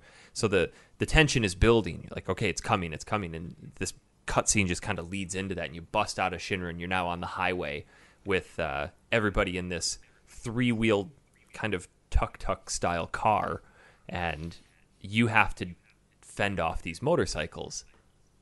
I love the G-Bike minigame. It is a ton of fun. It shouldn't be, but it is. Did anybody ever actually download the G-Bike app? No. I don't know if it ever came stateside. I missed it. I forgot they did it. I'm going to check really quick, because they actually turned this into a full app. G-Bike. That cutscene as well, though, you know, where they escape with the motorbike and the van and everything. It's but since the intro, that is the first time you actually see the full high res version, like high res cutscene versions of any of the characters again. Yeah, Barrett with the giant feet. Yeah. and you see, you know, Red 13's character modeling that, you know, where his tail glows and everything like that. Do you know what I read recently? Because Yuffie and Vincent are optional characters, they don't appear in any cutscenes. You cut out there for a second. Say it again. Yeah. Oh, did it? Because Yuffie and Vincent are optional characters, they don't appear in cutscenes. Yeah, that's true. That makes sense. I've never thought of it. Yet, what's really odd is that Yuffie is an integral character in Advent Children. You've cut out now, Eric. Yeah. Yuffie is an integral character in Advent Children. Yeah, so is Vincent. Vincent has his own game, Dirge of Cerberus. Yeah, It's so odd. I really like that game. Anyway, so you bust out, and now you're at the edge of this city. Like, everyone's like, okay, what the hell do we do? And this is where the point of the game kind of wraps itself in. You have to find Sephiroth and stop Shinra from whatever they're doing. But what has always bothered me about these games, I understand that there's a party limit. Like, hey, you can only have 3 people. But the logic behind that is, let's separate. Why? Yeah, we don't want too many people wandering down the field at the same time is the reason given, which makes no sense. If we get attacked by a monster, we're better off if there's less of us. Okay? I always feel bad for the characters you don't have in your team. I'm like, are they just off at the side crying, just like, nobody Cloud doesn't like me. It's like getting kicked last for kickball. Yeah, it is. Because everybody has the favourite team which you stick with. Hopefully not Aerith. Because spoilers. If you're playing this through for the first time, don't waste time with her. When you choose your team there as well, if you choose Aerith and Tifa with you, Barrett mocks you for basically taking the girls with you. But if you do it the other way around, if you leave the girls, they're like, that's really interesting combination. Like, we're mocking for it as well. Oh yeah, I forgot about that. Let's leave the women to meander the world alone, defenseless, because they're not leveled at all. and we've got all the materia. And they still have their basic weapons because you haven't bought them one. And this is where once you're out in the big open world, there's really only a small section you can explore, but you immediately walk into a town called Calm, and you get so much plot dump here. So much. It actually goes back into Cloud's past and reveals he basically went to Nibelheim with Sephiroth as part of Soldier, and this is so cool when you have Sephiroth as a character and he's doing like 3,000 damage per hit. Every time Cloud gets hit, he dies. Yeah.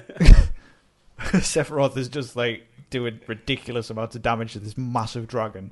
So have you seen his character? You know, on the menu screen, the image you have there for the characters.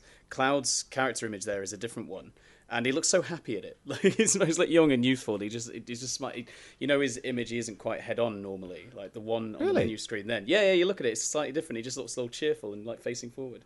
Oh, did not know that. Interesting fact, Michael. I try. It's important to note that they stay in the hotel and everybody's like, all right, Cloud, it's time for you to tell us what the hell is going on. And this is where Cloud goes into his backstory, and everybody keeps interrupting him about shit. It's like, just let me tell my story. So they go to Nibelheim, which is Cloud's hometown, and they were there to investigate a Mako reactor, which is buggering up. But in the process, Sephiroth starts to discover more truth about his past. Yes. And goes batshit mental! So, Dan, you probably understand this scene a little better than I would explain it. So they get down into the reactor, and Tifa's the guide. Tifa is the guide.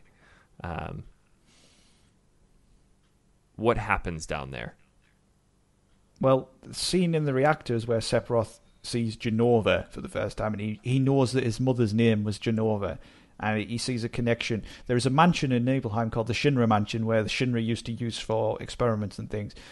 Sephiroth disappears, and he's found in the basement of this mansion, where he's been reading everything, like everything in this mansion. And he hasn't stopped, he hasn't slept, he hasn't ate, he just reads everything, and finally, it all comes to a head, and Cloud goes down there, and Sephiroth has gone basically crazy. And he claims that he's an ancient, and that he's the inheritor of the planet, and he is the rightful ruler of the planet, and things like that, and that he will rule with Genova by his side. And he goes to the Mako reactor to basically reunite with his mother, but not before burning the town down as he goes out, because he's a psycho now. And he also, at the reactor, he is attacked Tifa's dad and killed him. Tifa chases after him with Sephiroth's sword, and Tifa basically tries to stab Sephiroth. Sephiroth overpowers her, slashes her across the middle, would cut her in half with his sword, to be honest. He can kill a dragon in one hit, but he can't kill Tifa, the reactor guide. Yeah, Tifa literally bounces down the stairs in quite comedic fashion. Cloud arrives, moves her out of the way gracefully, but just leaves her to die. Picks up his sword and charges into Sephiroth, and flashback ends. And then Tifa and Cloud have no idea what happened afterwards.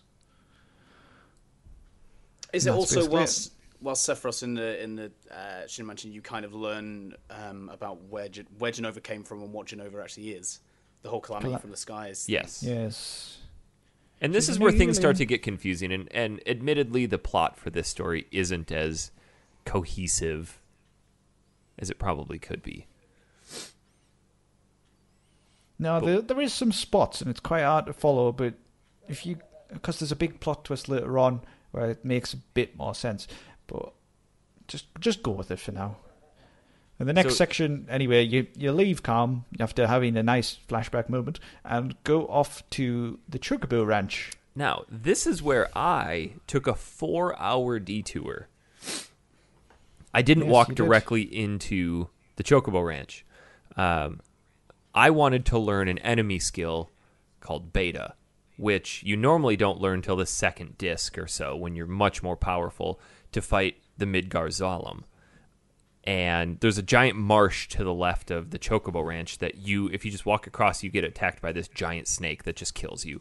You need a Chocobo to run across it fast enough, because as soon as you set foot on the marsh, he starts tracking towards you. You can see him swimming through the marsh. Fun fact, it is physically possible to cross that marsh on foot without getting attacked.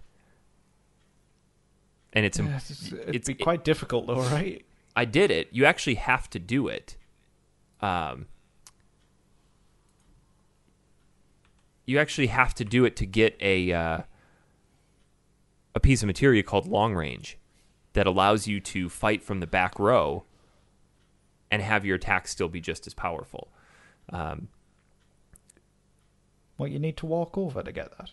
Yeah, it's on the other side of the marsh. What, on the world map? You need to go into the cave on the other side of the Oh. marsh.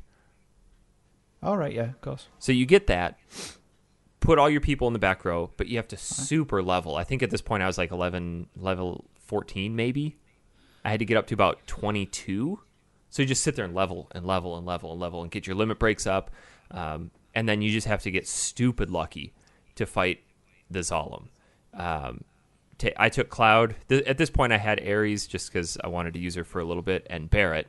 Ares was just simply healing. Aerith. Just doing nothing but healing. And you have to actually time it pretty well, because at one point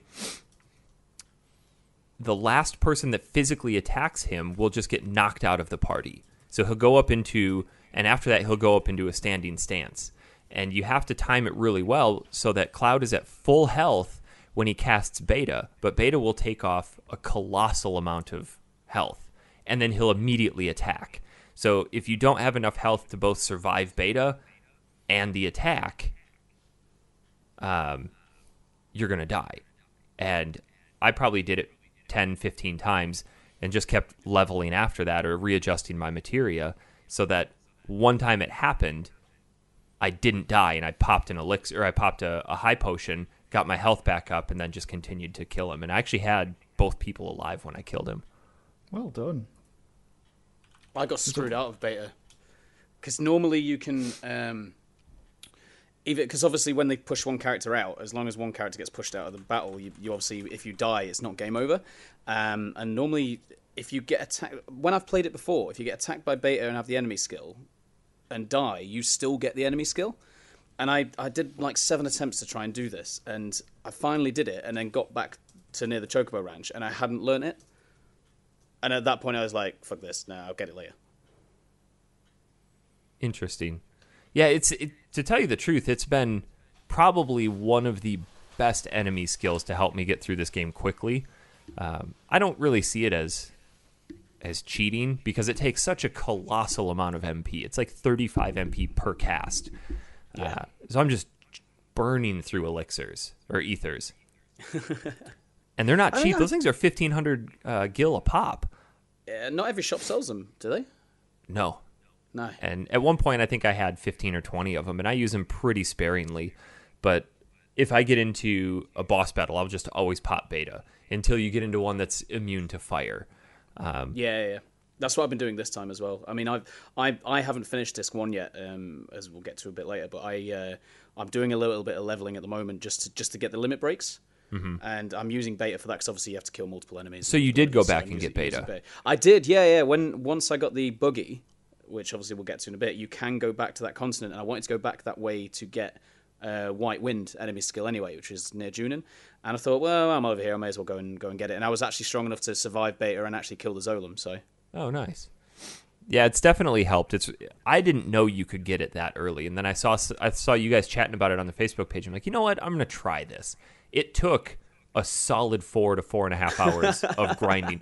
I don't necessarily know if it's worth it, but it's definitely made the game a lot easier right now. It's kind of like the river cheat from Final Fantasy VI at the beginning, where you can just continually go around in a circle and just fight. I've not and played fight and fight. 6. What's this?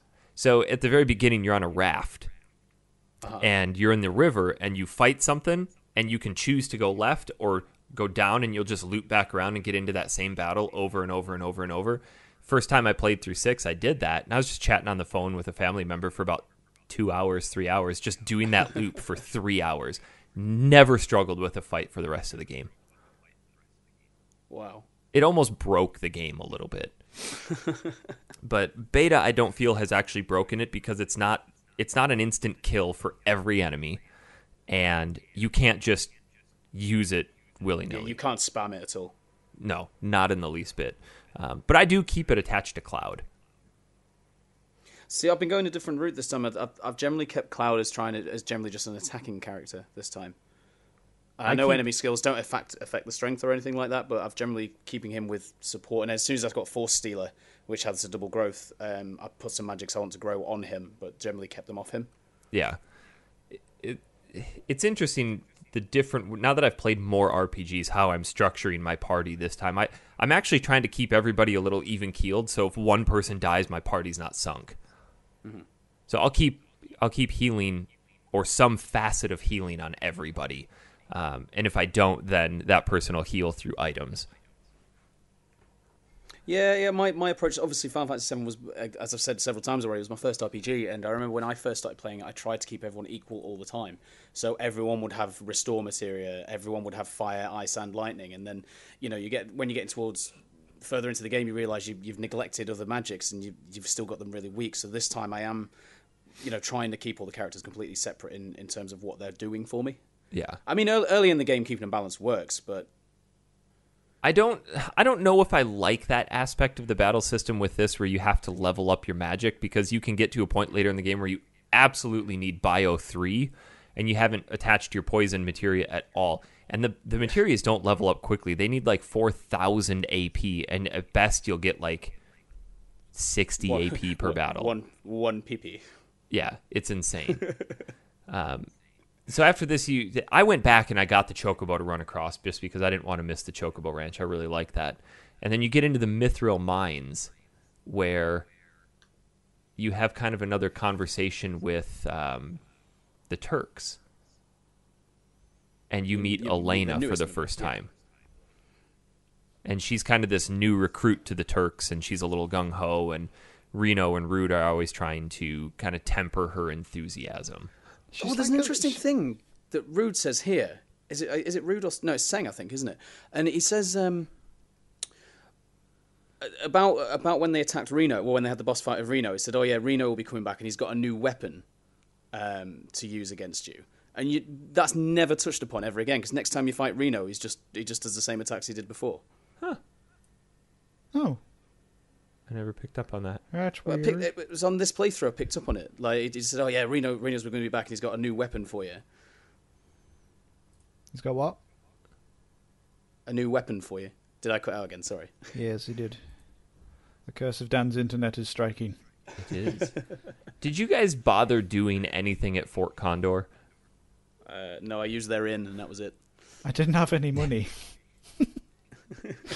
No matter how much you donate, I don't think it has any effect on the outcome or your ability to fight. Doesn't it put it aside for the mini game later on? I don't think it does. So I just remember not the liking game at this point. You can't do the mini game. No, it's only later on when it's part of the plot. Ah, okay. But I could be wrong, but I'm sure it puts the money aside for then, because obviously you have to use quite a bit of money to do the mini game later on. It's like 4,000 gil. Yeah. So it's also important to note that in my 4.5 hours of leveling, I amassed almost 40,000 gil, which is insane for this part of the game. It is. And that comes into play later for when I got to the gold saucer. I was super proud of myself. I walked in, I'm like, ballin'. Making it rain. Yeah, give me that golden ticket, bitch. Yeah. Lifetime pass. No, I skipped Fort Condor and went directly to Junin Harbor. Did you not pick up Yuffie? Because the forest's there where you can first pick up Yuffie. You can pick her up there? Yep, that's Yeah, the you first can get forest her there. really There's that massive forest right, northwest of Condor. It's there, that massive forest there. That's the first place you can get her. I didn't think you could pick up Yuffie till after Cosmo Canyon. Nope. Whoa. Well, I color still me don't have wrong. her. What? I don't ever use her. I don't. Oh, I that's do. why. I'm That's big why I fan of you, haven't went Vic. out. I haven't went out of my way to use her to get her because I never use her. So I always use go out it of my way to loads. get Vincent, though. no, you got to get Vincent. Okay, so you head up to Fort Junon, where Junon, Junoon. Junon Harbor, not Fort Junon, where you're immediately thrust into another weird ass mini game. Oh, I don't like the Junon minigames. No, Yes, let's fill up a gauge about 8 times and press square. to breathe into this little girl's mouth. Like the amount of time he takes to breathe in, Yeah. I'm pretty sure should be dead. And also, why do they pressure Cloud into doing it? Like the old guy and whoever's in your party at the time, like, yeah, Cloud, you have to do it. You have to perform CPR. Because that happens for everything in this game. Yeah. It's always, I think, like they just go, "Oh, Cloud should do it." Yeah, he's our leader. But Priscilla's this. Parrots blocked the toilet again. Cloud, get your Get the plunger. plunger.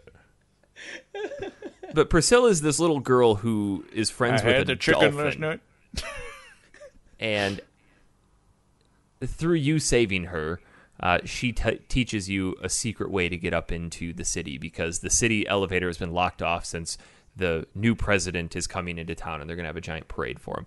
So your alternative is to have a dolphin throw you 3 stories into the air, Of narrowly avoiding an electrically charged wire. which makes no sense, because if the electrically charged wire is touching the water, all of the water would be electrified. Yes, and also, how does everybody else get up there? Because only Cloud goes. You know, after you do the thing in front of Rufus, where you have to do the commands, Yes, you know Red 13's hiding behind that box. You can Yes. see him peeking over. Yep. As if you don't go straight into the ship, you can talk to Red 13, and he says, he's just like, oh yeah, we found another way up. We could use the elevator, so we didn't have to use the dolphin like you did. that'll It's a make risk you, on that, it was like make you. you feel better. Yeah. I was really bad at the parade, like 0 rating. I don't understand how that works. I can never get 'cause right. If you watch when the guard comes out, when they give you the example, he goes out, runs behind, and then runs up. But the guy that tells you to charge tells you to charge at the very first row. So do you have to run backwards, over, and then up? But if you run, he yells at you for running. I don't know how it works. I don't know how it works either. Mike, any Well, ideas? I didn't realize you could actually get, because I did it this time and I've never ever got it higher than like 25, and you always get a grenade for that. So I just presumed it's supposed to. It's one of those. It was like a comedy thing, like, oh yeah, it ends up being shit because he was terrible in there. But there are actually better prizes for getting higher ratings. I But love yeah, I how have no they- idea either. I love how they tell you the news broadcasters, like, Jesus, who was that soldier? Somebody mail him a bomb, and they goes, boom, received grenade. So funny. I got a potion. Oh dear, 6 Ooh. potions. Yes. I think you can get up to like 5,000 gil or something. Oh, you can get the HP plus materia. Just having No. That's later. That's when you're doing the send off for Heidegger, or for Rufus with Heidegger, and he's I giving thought you the got the directions. Force Stealer. Yeah, if you get enough points, the HP plus materia is the next prize down. Oh, I got Force Stealer for that one. think Here you go. So less than 29% is a grenade. 30 to 39, you get 6 potions. 40 to 49, 6 ethers. Over 50%, you get 5,000 gil. I had a solid 0%. It was awful. Eric's just walking in the wrong direction. Yeah, it was really bad. I love Junon, though. I love the tune. I think it's such a good tune. It's the parade music, isn't it? Why Yeah. would they have a parade for the president at Junon instead of Midgar, the capital? Because he was planning to cross the sea, wasn't he, to chase Yes. Sephiroth? So I think because he was that's there right. and he doesn't visit there very often. But why is the president chasing Sephiroth? Because they want to know where the Promised Land is. And they Doesn't think he have that's where people to do that for him? No. Okay. He's a very hands-on kind of guy. Yeah. follow me. He's a good leader. He's not. He's a psycho. I like the part where you're doing the send-off. You can Psycho see Red 13 in the background behind the cargo, but you're like, oh, I think that's him. Because you can see he's kind of moving around all goofy, dressed up as a sailor. But then you end up on the cargo ship, heading over to Costa del Sol. Yeah, I love Costa del Sol. And you see, this is where you see Barrett in probably his best outfit. I hope in the remake they give you an option to keep Barrett in the sailor suit the whole game. Oh, I will do that without a doubt. Oh god, it'd be so good. So you have to find all your party members on this ship, and they're dressed up as different Shinra soldiers, except for Barrett, who's in a giant marshmallowy costume. You see Red 13 like walking up and down this deck, like attempting to walk on his hind feet. Which he makes a really stupid comment about. This is easy to deceive because for humans it's all about appearance. Like, but wait a minute, you're a dog. Humans don't just look at anything standing on two legs and go, "Yep, human." Like, you have fur, your face is different, you have a tail, you don't walk normally. Those are all appearances. You smell funny. Yeah. You know, the song on the ship's actually called "It's Hard to Stand on 2 Feet." Really? Yeah. That's funny. I like the bit when his tail comes out at the end. He's just wondering. You find Barrett at the front of the ship, overhearing a conversation between Rufus and, is it Heidegger? Yes. Yeah. What are they talking about? I forgot. That's where they're just talking about crossing the ocean and looking for Sephiroth, and then the alarm goes off, doesn't it? Yes. And this is where you actually fight your first incarnation of Genova, isn't it? Yes. Yes, it is. Genova Birth. But it's slightly. This is where it gets confusing at this point, because Sephiroth comes out of the floor of the ship like he's a ghost, and then the next thing you know, you're getting attacked by Genova, and it's like, what's going on here? So at this point, because everybody's chasing Sephiroth, nobody has seen him for 5 years. Maybe he is dead. And he's back as some sort of incarnation, because obviously had he been able to float through floors while he was a member of Soldier, he probably would have used that to his advantage. I would imagine so. He flies as well. He just shoo, he's off. Ooh.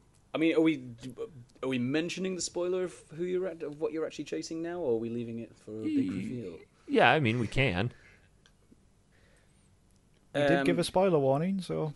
Yeah, true. Well, you do find out later in the game that you're not really chasing Sephiroth, and ultimately it's just Genova you're following the entire time. And I've always wondered, obviously when Cloud looks at Genova back in the building, back in the Shinra headquarters, and it's not long after that Genova bursts out, is it Cloud's presence near Genova that actually causes this entire thing to happen? Because Cloud has been injected with Genova cells. Yes, yeah. Possibly. And I was wondering at this playthrough, I was thinking, well, actually, is Cloud's presence near Genova in the Shinra building, is that what actually caused all this to happen? He's the catalyst for world destruction. Exactly. All he had to do was give that canister a little more of a berth, and this all would have been avoided. Curiosity killed the planet. I almost forgot to pick up the Ifrit materia. Ooh. I was about to walk out the door and went, "Oh, shiny!" There's a chest in there as well. Oh, there is As a weapon for Yuffie. Oh, One the that wind has- slash. Yeah, it has double growth on it. Yeah, I got that one. I got it. You get to Costa del Sol. Everybody wants to take a vacation, and you see Hojo on the beach with his hose. Cut out again, Eric. You see Hojo on the beach with all these women. But you can miss this scene. Can you? Yeah, it wasn't there Yes. for me. I slept at the inn before I went to the beach, and then the scene doesn't happen. Huh.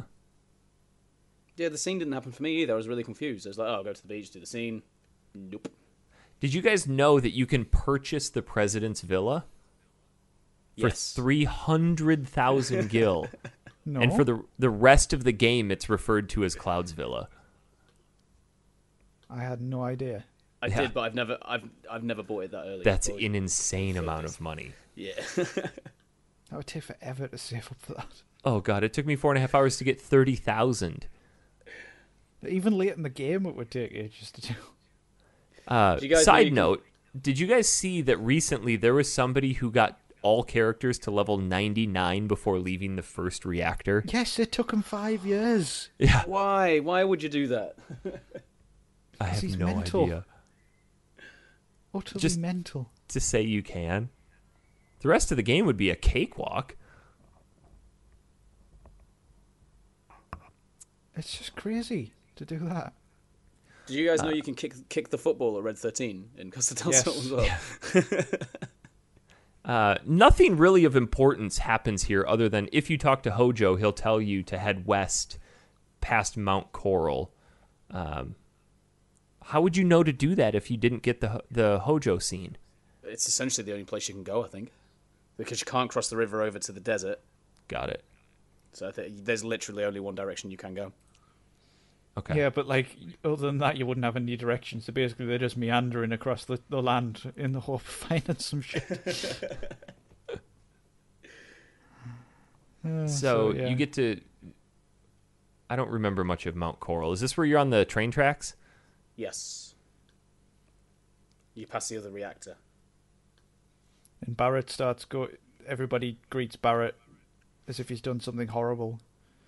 Oh, yeah. And you find out this is his hometown, Coral. Yes. Is this where he reveals his past with Dine, or is that later? That's a little bit later. That's That's when a you're in the little actual bit prison. Okay. So you make it through here. You head up to the Gold Saucer. And you Best have to place have... ever. I love the Gold Saucer. I can't wait to see so this cool. one in the remake. I really hope they flesh this part out. I'm just hoping for online chocobo racing. Oh, yeah. Oh, that would be cool. Leaderboards. Customize your chocobo with saddles. It's gonna be so good. But you need 3,000 gil to purchase a pass just to get in. Or in my case, drop that 30 grand and get the lifetime pass so you don't need to worry about that shit later. Yeah, you aced it. Got some. But as you're walking around, you meet Kate Sith.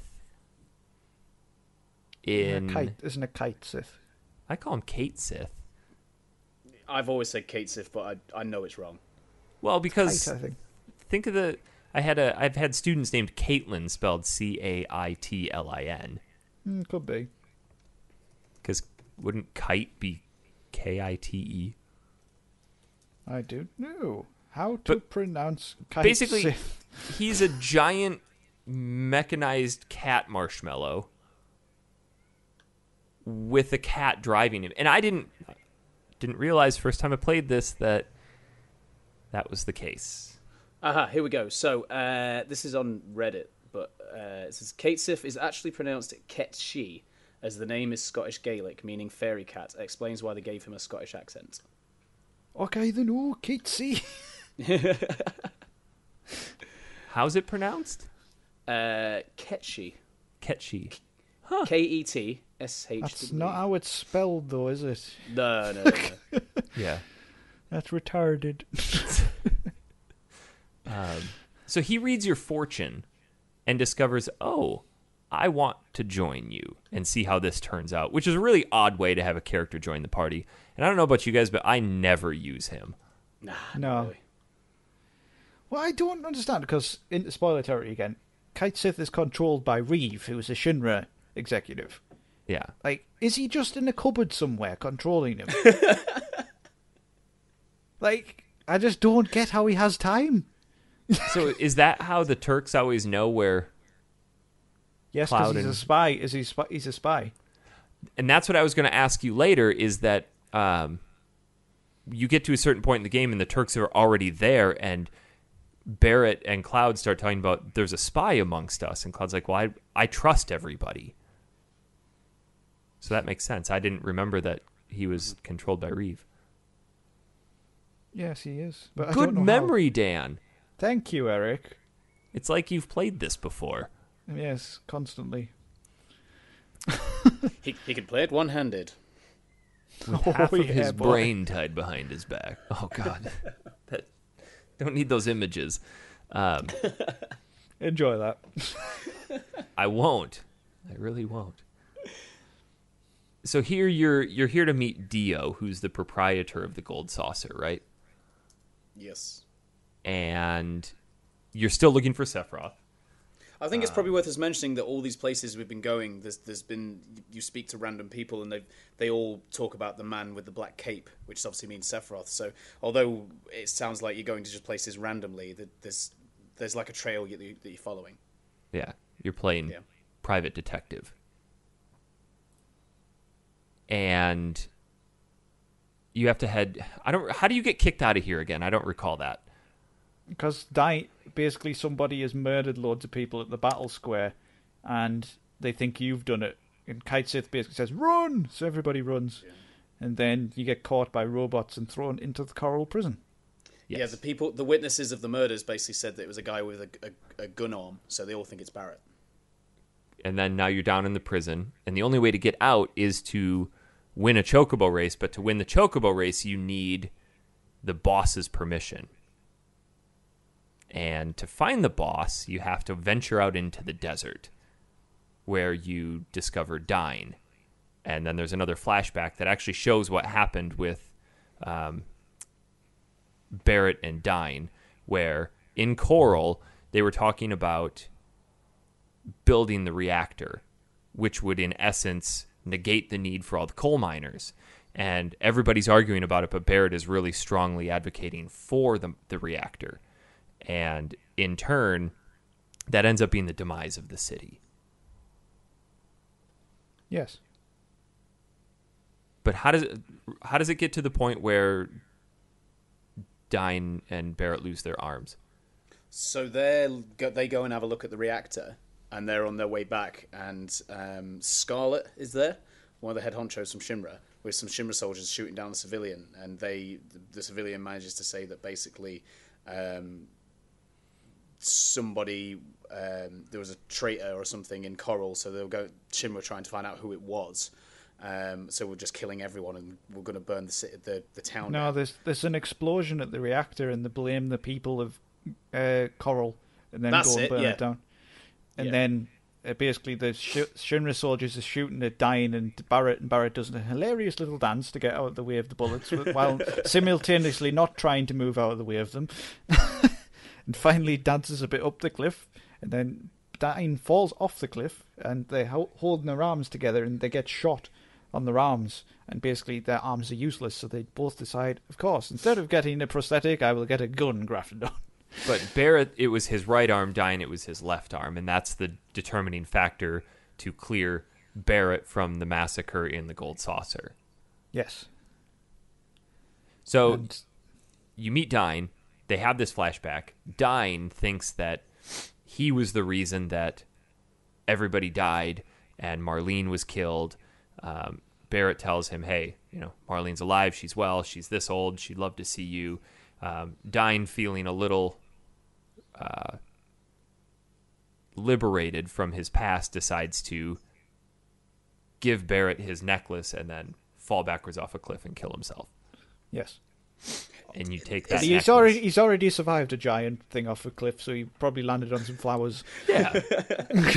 Who knows? Maybe What I get at this point, though, is the impression that Barrett isn't Marlene's father and Dine is. Literally, what I was about to ask, because it's never directly said, is it? No, because Really? that would make sense. Because the way he acts about, why would you act that way about somebody else's child? You know? Well, I think you can love somebody else's child as much as if it were your own. I still think he's the father. Yeah. I mean, just going on race alone, Marlene's white, isn't she, as well? Yeah. And I think Barrett's just took her in. That's why she calls him Papa. I never thought about that. So you take Dine's necklace back to the boss, or back to this guy that lets you up to the jockey room. Where you pick up Ramu, Eric. I lost an hour of time. because I forgot to pick up Ramu. So I did the race, continued on, and I was just flipping through something trying to figure out where I needed to go, and saw that I missed the Ramu materia in the jockey room. Like, oh, I'll just go back to Gold Saucer and go to the chocobo room, but you can never get back into the jockey room. So it's a one-time pickup. Like, fuck, I need to reset. Oh, Eric, not to interrupt, but Final Fantasy Wiki, Dine is a non-player character in Final Fantasy VII. He was Barrett Wallet's best friend and they lived in Coral. Dine is the biological father of Marlene. Huh. How interesting. I mean, I always just presumed it was. Like I said, it's not directly said, but I always just went with it that it was. Interesting. I didn't know that. Now you So, obviously, you win the race. Have you guys ever lost this chocobo race? No. No. I don't know if it's possible to. I'm sure it's possible. You could just burn out. Well, you But do know both if you times hold down the shoulder buttons when you're not dashing, the dash meter recharges quicker. Yes. Oh, I didn't.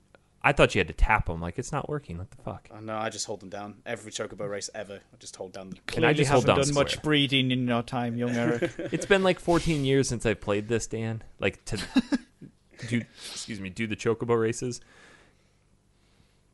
I remembered. So you win, you get let go, and make your way to... At this point, you can stop off to a place called Gingaga. I missed this part Gongaga. and had to backtrack to it. But Gingaga is another village that has been destroyed by a Mako reactor that exploded. But what's really cool is that you can walk into a hut and meet a couple who asks you about their son. They're like, oh, I see that glow in your eyes. You must be in Soldier. And Cloud's like, yeah, I used to be. And he goes, oh, do you know our son named Zach? He's gone. We haven't seen him in a while. If you have Tifa and or Zach. Aerith in your party, And this is both where of shit them gets run out. really confusing because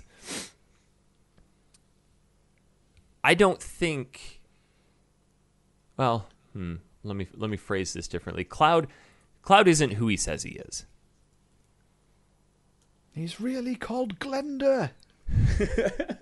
He's a girl. Zach, if you've played Final Fantasy Crisis Core, it actually revolves around Zach Fair.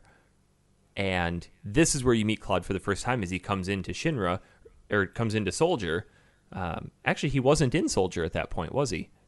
Nope. No. It's just In the Crisis regular Core, army. he was just a Shinra soldier, because in the game, when you first get to Junon Harbor, Cloud talks about the first time he put on the Shinra outfit and how proud he felt. But at the end of Crisis Core, Cloud assumes Zack's identity. As well as in the hidden cutscene in Final Fantasy VII, you see it as well. In Final Fantasy what? In Final Fantasy VII, there's a... this is skipping ahead a little here, but if you... After the whole thing where Cloud and Tifa figure out what actually happened, which I won't mention yet, you can go back into the Shinra mansion. There's a cutscene down there where you see Cloud and Zack escaping. Oh, I've never seen that. that. And yeah, you go down there, and then there's you see them escaping, and they're in the truck, and then obviously end of Crisis Core, where spoilers for Crisis Core, where obviously Zack gets gunned down, and Cloud does what he does, and is outside Midgar. That's in Final Fantasy VII as well. It's a hidden. Could cutscene. that be any more of an emotional ending of a game? I remember playing that. There are very few games that have a massive impact. Obviously, in this one, with what happens to Aerith, but I just remember, like, good God, what a powerful ending to the game. Yeah. And then you see Cloud overlooking Midgar with he stabs Zack's sword into the ground. Yeah. And I say that is actually in Final Fantasy VII, but you have to go into the Shinra mansion to see the cutscene. At what point do you do that? You spend that whole time. When Cloud is sick for ages in the wheelchair. Yeah. Much later on, and him and Tifa spend that entire period like figuring out what actually happened and everything. Yes. It's if you go into the Shinra mansion after then, there's a cutscene. Huh. I need to see that. It's all in Dorito graphics. It's not like a fancy cutscene. And this is where things start to get a little hazy with what the hell's actually going on. Like, is Cloud just fabricating these stories as they go? Yeah. Because when you get to Nibelheim, which is after Cosmo Canyon, nobody there has any recollection of that city having ever burnt down. Nobody there recognizes Cloud. In Gongaga, when you talk to Zack's parents, if you have Tifa or Aerith with you, or both of them, they both can do it. They both flip out and go outside, and you have to talk to them because since the flashback in Calm, Tifa's been a bit like skeptical about everything anyway. And obviously before that, Aerith mentioned before going into War Market that she had a boyfriend who was in Soldier, which is obviously Zack, and they both know who Zack is. So when you speak to his parents, if you have those two with you, they actually both kind of have a little, moment and run outside, and you have to talk to him. And Tifa's like really sheepish about it. She's like, "Oh, it's nothing." And Aerith at that point says, "Oh yeah, Zack, I think they're on about my boyfriend." I've Zack. always wondered how Tifa loses a memory. It's not really clear. Like Cloud, I kind of understand, but Tifa, no. Well, she doesn't. There's so many. If you're playing the game with the knowledge of what actually happens, there are moments where she tries to bring it up and kind of, just kind of goes, "Ah, no, actually forget it." And it is there, but it's very, very like it's only just there. It's only kind of teased. So, makes you wonder if Zack was. No, that doesn't. Like, I just don't understand the aspect of them in Nibelheim when they were kids. Clearly, Tifa remembers it as being such, but when you get back to Nibelheim, nobody notices Cloud. Nobody recognizes Cloud. The town's not burnt down. It's exactly the same as he remembered. His mom isn't there. The shopkeepers don't know who they are, even though the shopkeepers have been there for 20 plus years. I'm sure in Crisis Core the town still burns down and then it gets rebuilt when Zack and Cloud are awake. Is that not true? Yeah, because the cutscene in Final Fantasy VII that you guys said you haven't seen, obviously that's after the whole Sephiroth instance where the town burning down. And the town's fine again then as well on the cutscene. The town is as it is. But I mean, I've always thought there's nothing in game that says this, but I've always just gone on the assumption that Shinra rebuilt the town to try and hide what happened. I think that's what happens. But what about the giant black blob people there for the reunion? Well, they're all the people that, again, this is going forward in the story a bit, but they're all the people that Professor Hojo, experimented on with the Genova cells. Okay. Because when that cutscene that you can see in the Shinra Mansion, Cloud and Zack are actually inside. If when you go in the Shinra Mansion, there's the rooms where when you first go into the library where Sephiroth is. The first screen of that before walking down the row of books, there's two like human-sized like glass chambers, and they're inside those. And if you actually press circle on those chambers at any point in the game, there's scratches into the glass saying, "Oh, how are we going to get out of here?" And one of them scratches on saying it's something along the lines, "I'll leave it to me," or something like that. And Cloud and Zack are in there, and they've been experimented on by Hojo, and basically with the Genova cells. This is how I understand it, anyway. Huh. Yeah, and that's where the story is so vague and unclear that when they do the remake, I hope they really tie this stuff together, because you almost have to have played Crisis Core to truly understand this story. Well, Crisis Core has a whole other element of Genesis and Angeal in it and stuff like that, and it's very complicated. Because Genesis is actually at the Mako reactor in Nibelheim, but he never appears in Final Fantasy VII. Which makes me think during the remake they're going to just fold Crisis Core into this. Yeah. Which they definitely need to. Yeah, definitely. But we skipped over Cosmo Canyon. And there's not a whole lot of importance to this other than you learn who Red 13 truly is. And Bugenhagen. What's that? Bugenhagen without his legs. Why doesn't he have legs? I think he's wearing a dress. And how can he fly? Yeah, Bugenhagen is the grandpa of a dog, and Red 13 is really pissed off at his dad for leaving. But you go into this planetarium, and he gives you this rundown of what's happening with the planet and the spirit life or the spirit force and all of this. So when you're injecting the materia, you're taking the life of the planet, and he just kind of reaffirms everything that you already know about what Shinra is doing and why it's bad for the planet. Essentially, the everything that's born and dies on the planet contains the life stream of the planet, and when a baby's born or a tree comes from the seed, it's infused with the life stream. When it dies, that life stream goes back into the planet, and it's the Mako reactors basically drawing out the life stream, which is slowly killing the planet. And then that life stream is compressed and turned into materia. Yes. Then you learn what actually happened to what is Nanaki's dad's name? Sito. He actually sacrificed himself to protect the village. So Red 13 kind of gets this validation that no, his father didn't leave me. He sacrificed himself to save us. And I think that doesn't really have any bearing on that story.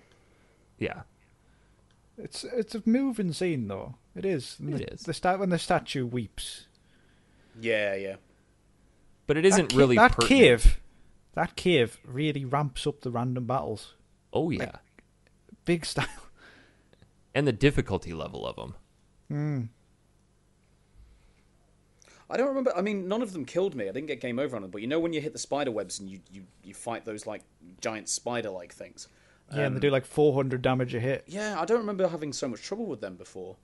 And That's where I'm Beta definitely higher comes level on this playthrough than I have been in past playthroughs. But I don't know. That's where Beta comes in handy. Oh yeah. I think I can always remember them being strong. Did anybody take the time? So after Cosmo Canyon, you continue onward to Nibelheim. It's important to note that when you win the Chocobo race, you get a buggy. Oh yeah. That's what you get for winning. So you can travel a little bit faster. You still get random battles in the buggy, but hop in the buggy, head up to Nibelheim. We've kind of covered this, but did anybody take the time to get Vincent at this point? Yes. However, I couldn't be bothered to do the actual puzzle to get the safe code. So I just looked up the code. Me too. The boss for Vincent is pretty difficult. Yes, because he swaps halfway through and you have to use magic attacks. And so whichever one you kill, the other one is more resilient to. So if you kill him using magic, the next one is more resilient to magic. If you kill him using a physical attack, the one that survives is more resistant to physical attack. Yes.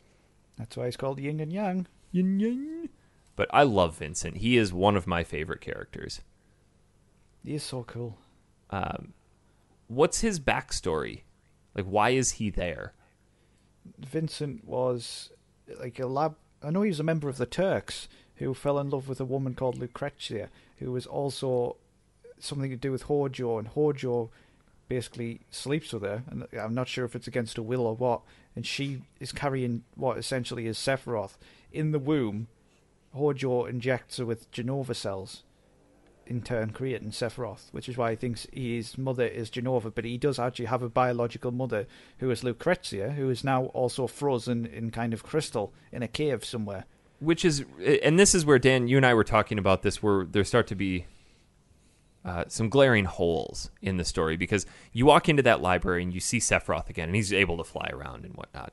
But Sephiroth reveals at that point that he was created 5 years ago. Yes. Which 5 years ago was the Nibelheim incident. But I thought about this last night, Eric, after I talked to you, but he might also be referring to the fact that he's been recreated as a god after falling into the live stream, because that's what he thinks he is now. So maybe he did die. He falls into the live stream in the Mako reactor. When? You see it later on. In the real flashback. Got it. So maybe he has been recreated and you're chasing a god, a demigod. You're chasing Genova at this point. Mm-hmm. Who's That's why taken there's on the always, appearance. whenever you fight Genova, there's always like a little bit of Genova like left over. Yeah. It's like Genova's just there and just slices off a limb and goes, I'll leave this to attack you. Don't need it. Have my boob with the eye on. yeah, things get a little sketchy from here out in terms of keeping the story straight. So I admittedly don't understand it as well as I should. Yep, we'll get you there. Good. After here, you make a trip up to Rocket Town. Yeah. Can I just say one thing about Rocket Town? Yes. You know when you see the flashback of the rocket try to take off? Yeah. And then it doesn't take off, and then it ends up like leaning slightly. And then you see basically it cuts to where the village is like put up next to it. And it's like the rocket was already there leaning, and they put all of the houses in the exact like path of where the rocket would fall if it ever fell. It actually cuts to where there's no buildings. There's the buildings. They're not the smartest people.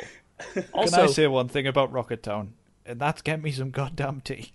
Oh my god, Sid is such an asshole. He really is. It's the most aggressive Sid in the history of Final Fantasy, I think. I didn't remember him being this much of a dick. He's such a dick. So you walk in, there's this giant rocket, and you go into the rocket, and you meet everybody's talking about the captain, and you go into the rocket, and you meet Sid, who's like, yeah, I'm the captain. And you say, can I borrow your tiny Bronco? He's like, you fucking mad? That's my prized possession.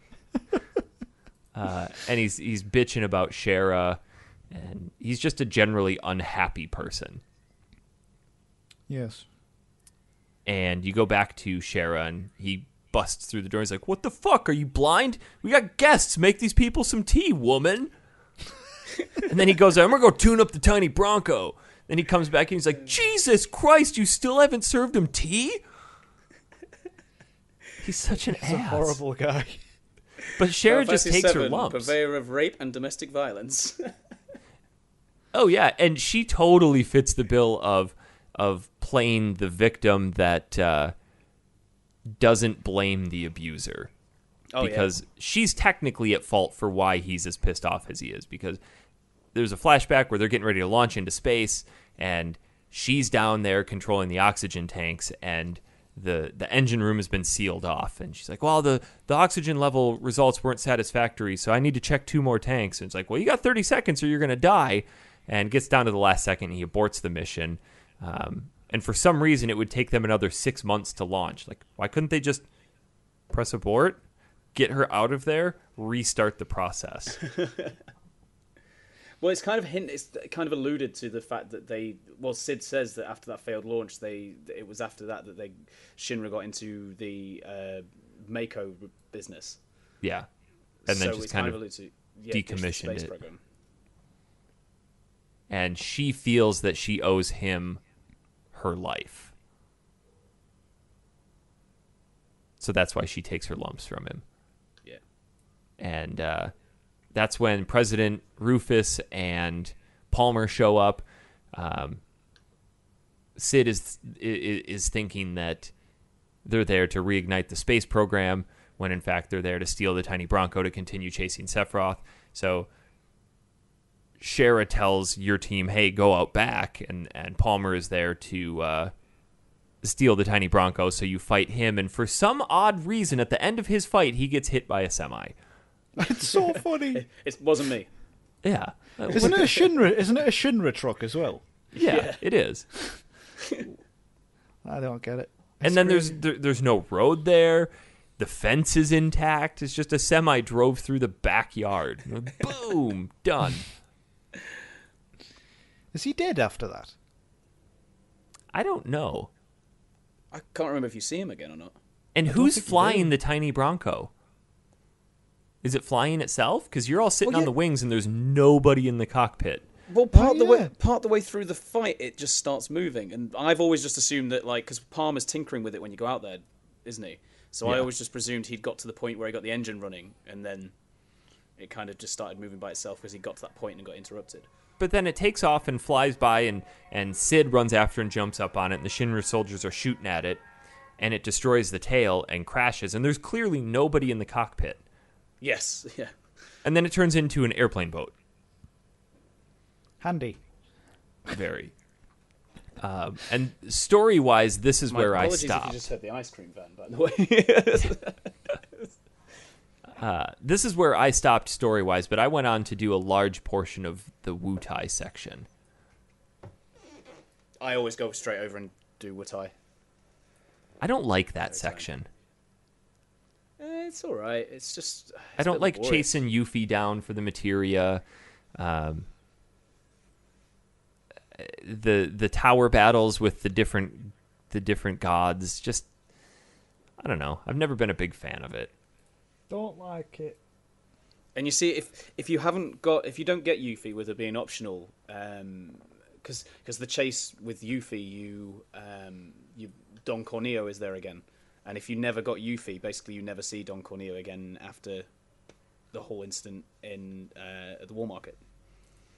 So if you don't get Yuffie, then the Wutai section is completely different.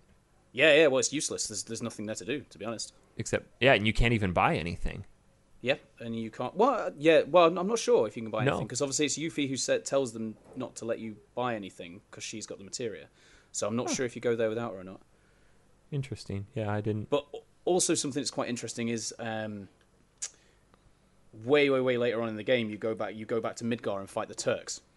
Yeah. And basically, if you do the Wutai section where you help out, because the Turks are involved in the Wutai section where you're chasing Yuffie and everything,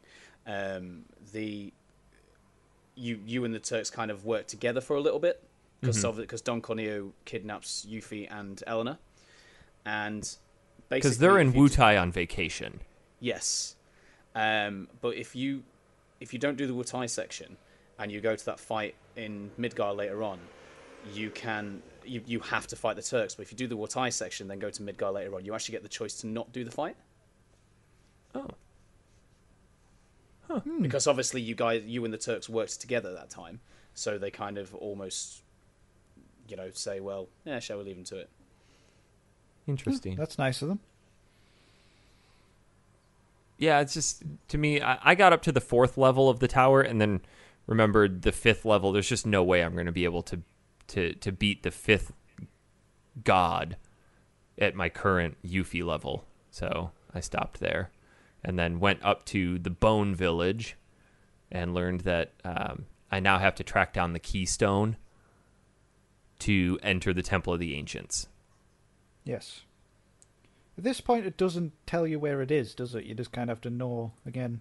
Yeah, you just stumble upon Bone Village and like, oh yeah, we found something, and then apparently you can go back down to Gingaga, and the weapons dealer there will tell you that he sold the Keystone, but I went back down there and he never said anything about that. So you just kind of have to know to go back to the Gold Saucer.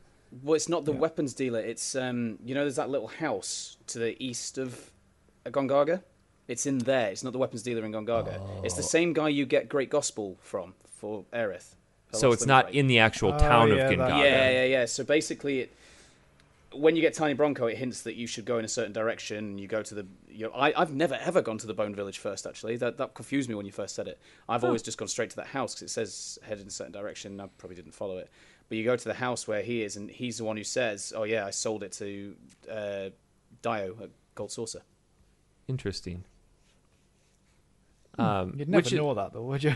Unless you just wandered round. Which kind of leads into a question from Mark Marcheschi on Facebook, who also posted a sweet straddling picture yesterday. He did. It was impressive. Oh, my God. A dapper dinosaur with a guy in the background. He's like, fucking kids. Out here walking my dog. He said, makes me ponder, does anyone in their Final Fantasy VII playthrough or past have any reflection on getting stuck not knowing where to go in the game? My first time playing it back when I rented the game, I remember being confused for hours on where to go when you can get the chocobos because I didn't know you had to get off it to actually enter the cave across the Zalem swamp. I believe it led me to grind to be able to beat the Zalem, then I was left still wandering around until I stumbled upon walking into the cave. This is where I've gotten stuck before without just knowing where to go. I can't remember ever getting stuck. I probably did, though. Well, they don't explicitly tell you where to go. No. And that's why I went over to Wutai, because Rufus and Palmer specifically said, we think we were going in the wrong direction, so that's why your team's like, oh, okay, well, obviously we got to go this direction now, and that leads you to land ashore by Wutai. But that's not right. Don't you have to go across the giant bridge to get to Wutai? There's like 4 giant bridges. Yeah, and it takes forever. Yeah, and you don't have any of your materia as you're fighting. Ah. Because she steals it as soon as you land ashore. Well, if you have when the tiny Bronco gets shot down and you're on the plane in the water, if you have Yuffie with you there, she's the one who she actually hints about going in that direction. She says, "Oh, for no reason whatsoever, we'll go that way." And she kind of is the architect behind wanting to steal this, but when you get there, you get attacked by Shinra soldiers. She's like, "I swear this one's not my fault." And everyone's like, "What do you mean this one?" And that's when she stole the materia. Bitch. Yeah. Stupid Yuffie. But yeah, going back to getting stuck in a really ridiculous place. Did you see where that really ridiculous place I got stuck my first ever playthrough? I mentioned it. Oh, yeah. Man, I was dumb. Yes. I couldn't believe it when I played it. Like I left it for a few months, and I thought, well, I can't remember what was happening. I'll restart. That giant door is just a door. This always happens with puzzles on games, though. I think, like on Portal, for example, you can spend like half an hour looking at it, going, "How the hell do you do this?" And it's the most simple thing, and you just want to kill yourself because it's so irritating. You're saying, Mike, sorry. It's all right. It's just that section because there's a door there which leads to nowhere, and then it's actually just to the left, isn't it? You go. Where it just looks like it's a gap. And yeah, I just couldn't figure it out. Which is also important to note, too, that this game, you can press select, and it'll put a finger over your character, and then a red arrow for locations you can leave, and then I think a green arrow for the location that you came in. That's how I eventually figured it out. Good job, Mike. Proud of you. Yeah, I'll try. Good one. Past Mike was an idiot. I don't know of any other places specifically that I've gotten stuck that I can think of other than this exact point that we're talking about with going to Bone Village and then trying to find your way into the Temple of the Ancients. But it sounds like that's where we kind of all stopped. I get the feeling that you get the tiny Bronco, so suddenly you can start accessing other places, and I think they're almost expecting you to just go explore the world map a little bit and try and access the places you can't, which is I think that's quite terrible game design, to be honest. I kind of like how they tier it, because all the other games, the other Final Fantasies have been, all right, here's the open world, walk around, and then the next thing is here's your airship and you have access to the whole world. So this one, you're walking, then you get a buggy, you can move a little faster, and now you get the tiny Bronco and you can navigate the shallow oceans, and then boom, next is the high wind and you have the full access. No, there's the submarine next. Correct, the submarine. I'm sorry, Dan. The terrifying depths where Emerald Weapon can appear from frigging nowhere. And I can't wait to fight the weapons. I've never beat them. Really? I was like Ruby Weapon, the little red head poking out from below the gold saucer. Yeah, and this giant friggin' thing comes.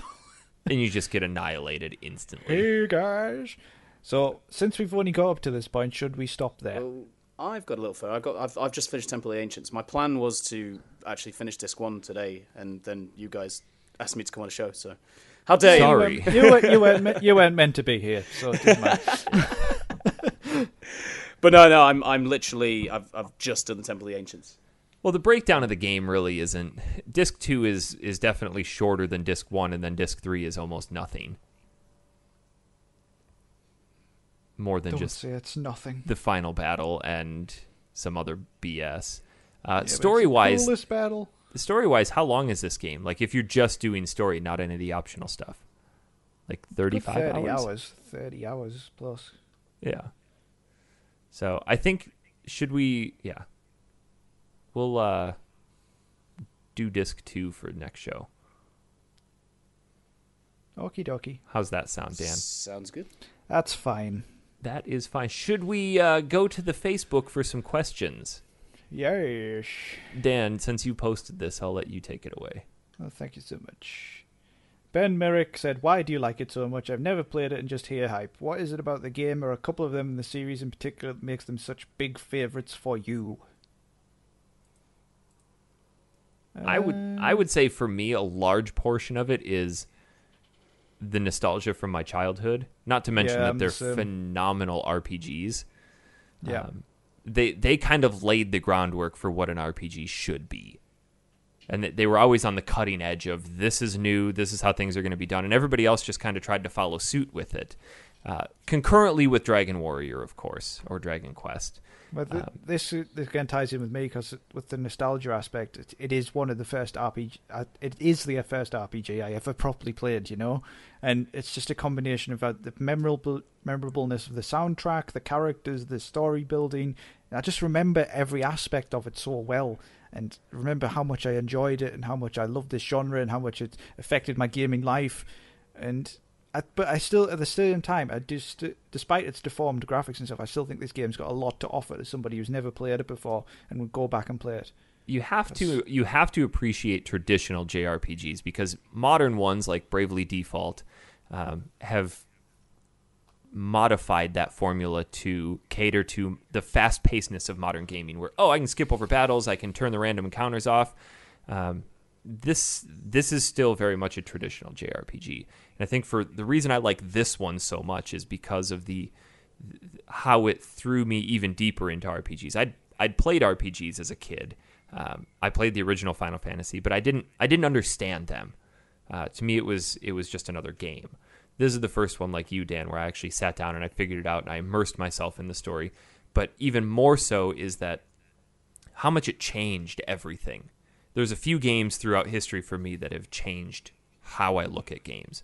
This one, Mario 64, and Ocarina of Time. Simply because they were such a drastic change from what I'd been used to in that exact genre from before. That it stuck with me.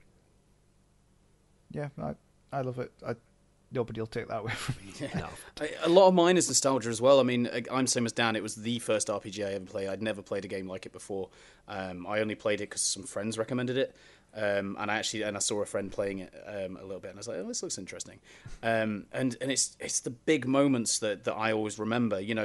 I posted it on the Facebook community about when you first get to that world map. I mean, I'd never played an RPG before, so I didn't realize going to a world map was kind of part of the course, so to speak. And when I got to that moment, and there's that big epic world music, and you see that Midgar's this just small area on a much bigger map, and just that moment I was like, wow, this is absolutely incredible. Well, because it's in 3D now. Yeah. And you can drop down behind your character and manipulate the world. Yeah. Whereas all the other ones are just, okay, I'm top down, I'm a sprite walking around the world. And it's just these big moments I remember, and what happens to Aerith, and the moments like when the weapons come out of the earth and everything like that. And it's always these things that I remember, and it always held this game in such high regard from not just the fantastic gameplay, but that story and those massive moments. It's why it's so good for me. I always remember the end scene with final fight against Sephiroth with One Winged Angel playing, and it's just so cool. I don't remember it at all. Bastard. I've only beaten this game once. Bastard. I've started it probably 100 times. Only beaten it once. I hate you so much sometimes. Yeah. I know. I've played through 8 enough times. Yeah, well done, mate. Yeah. Buddy Bell wants to know, Dan, have you been playing with a box of tissues next to you? Yes. Yeah, quite a lot. Maddie Hallmark posted some cool pictures. I didn't even know this existed. Have you tried the Final Fantasy VII NES ROM? No, I haven't. I didn't know that was a thing. Like, is that the full game just recreated for NES? Looks like it. Yeah, it's an unofficial D-make. Is it the whole game? I think so. Good God. Oh, great. It has some issues with English. Oh, excellent. Do you guys aware that someone recreated Final Fantasy VII in Little Big Planet? Yeah, I've seen that. I've only played the first section of it, but I'm not sure if it got completed. They had the Final Fantasy VII costumes, I remember. Yes. Huh. Yeah. Interesting. We do have one email. Hooray. From Tyke Myson.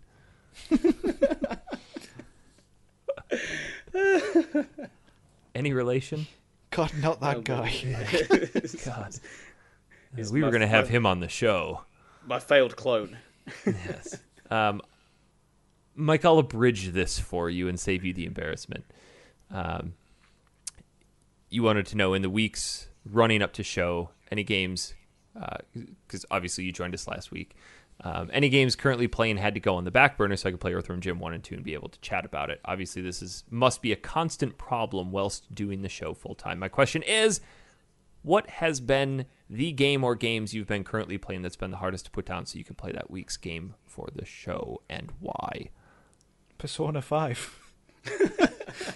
I decided I got this just before we started Final Fantasy 7, and it's one of the best JRPGs I've played in years, and it's so addictive. And at the same time, I'm so conflicted because Final Fantasy 7. For me, it was Breath of the Wild. Yeah, that was hard as well. I just physically couldn't. It's been years since I've played a game that addicting. I had Breath of the Wild and Horizon Zero Dawn at the same time, so I was juggling between them and FS games. I just have flat out put down Horizon. Well, this is why we went to 2 weeks, because it gives us a bit longer. Yeah, and I think it's been a good choice. The show quality is, I'm hoping, been a little higher. I mean, I asked that couldn't question. Get much lower. I asked that question with in mind as well, that you guys. This is quite embarrassing talking about my email on here, but I wasn't aware I was going to be here. You guys have played some. You admit yourself some shit games or some shite games, and having to put down like these awesome games you're playing for your own entertainment for some really terrible ones. Like, but I think for us it kind of boils down to. It's a community that we've helped create, and I do it for the community. Mm-hmm. Play games, give shitty He does opinions. it for the people. Yeah, but it does get difficult. I just do it because I saved this show. Yeah, it gets really hard because we have full-time jobs. There's some weeks I'll work 65, 70 hours in a week, and I have 2 kids.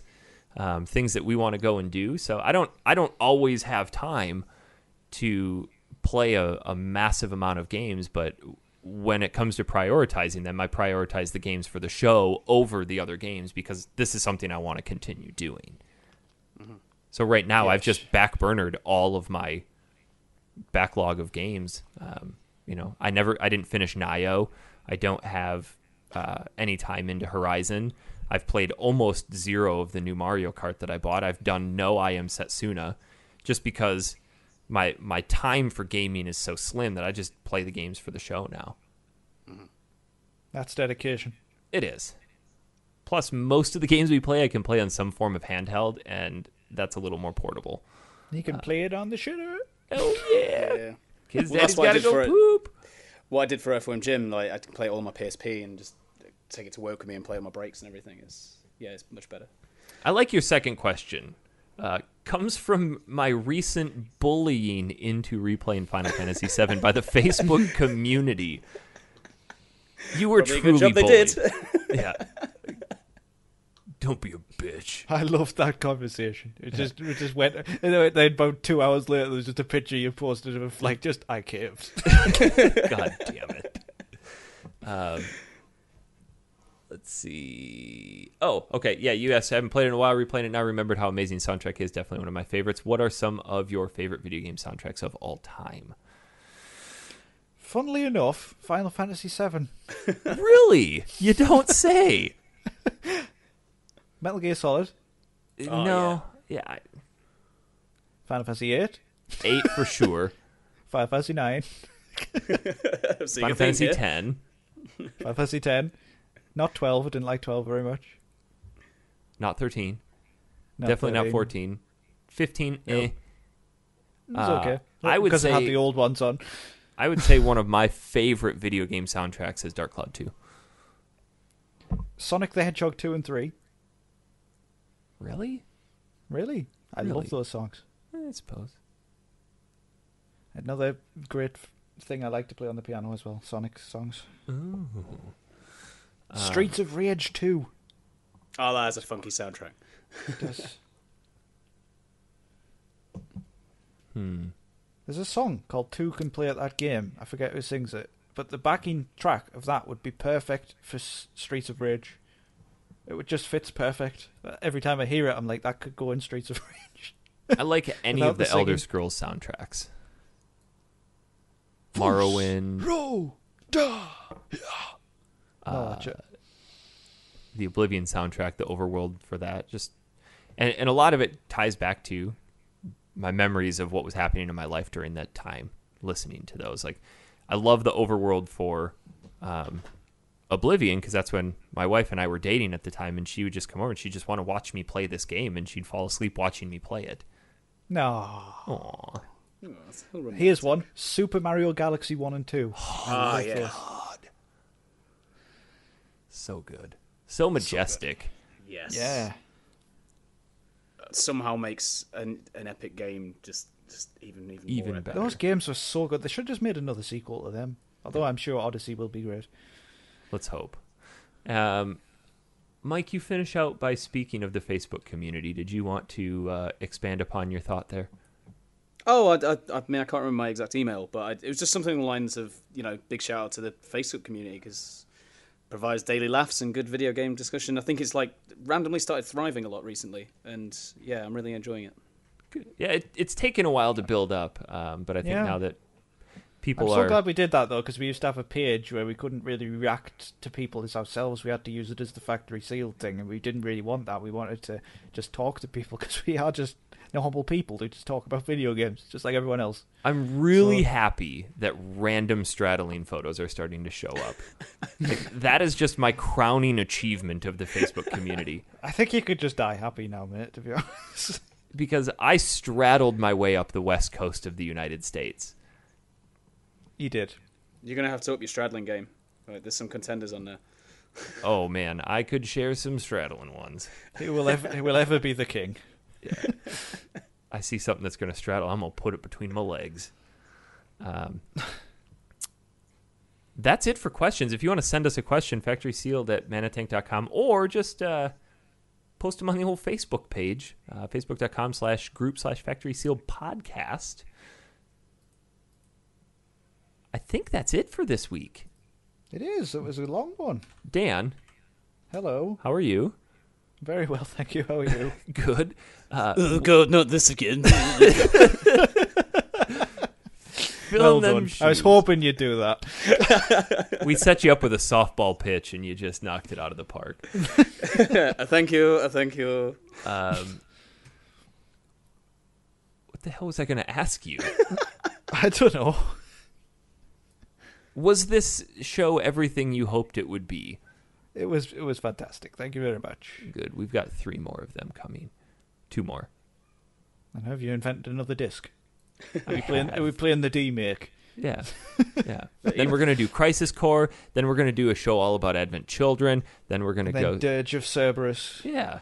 I hope you guys like Final Fantasy VII, because the next 4 months are nothing but it. We're now called the Final Fantasy VII podcast. Yeah. Yeah, so we'll be back in a couple weeks with the next portion of this. That gives you 2 weeks, Dan. 2 weeks. Chew. That's very kind, Eric. Thank you so much. You're welcome. I just figured, let's just get through this. No, you don't just get through it. You enjoy it. I'm enjoying it. That's why I want to get through it. Strap in and feel the G's. You made it feel like it was painful. No, I didn't. Yes, you did. Nuh-uh. Yeah, you did. I'm glad you enjoy it anyway, because I would never speak to you again if you did not. Well, wait till you hear my review at the end. No! It's 2 words long. It's shite. You'll just have to get to the end and wait. No, I'm tingling with anticipation, my friend. Now, take your tingles and go back and play some Final Fantasy. I will. Persona 5 is calling me, though. Mike, thanks again for joining us. We'll probably wrangle you in for the rest of this if you don't mind. No, I don't mind. So, pleasure. Absolute pleasure. That way we force you to finish it. We bullied you into starting it. Now we've roped you into actually finishing it. But it's got so much pressure now. It's the long con. Yeah. So now if speaking Tom of games comes back, does he have to pretend to be Mike? They've swapped places, yes. Okay. We swap places. What? I'm going to Japan. It'll be a combat between Jeeves and Jives. Yeah, we don't earn that. We don't earn that much money to send you to Japan, I'm afraid. Not yet. Which, by But the no, way, it'd be my pleasure. if you want to help support us and what we're doing, we are on Patreon. You will get access to all of the factory sealed unwraps, which is anywhere from 1 to something more than 1 minutes of something we call preparation to get ready for the show. That was a beautiful segue. Damn it. I set you up for it and you did it and everything. Well done. They're getting more complex, yet we can't hide them. Jeez. Just can't do it. Well, on that note, I think that's going to do it for this week. We'll see you all back here in a couple weeks. You cut off at the end. Yeah, I was going to say nothing. Well, I heard myself say it, so it counted. Fair enough. Yeah. But we'll see you in a couple weeks. Bye, everyone. Bye.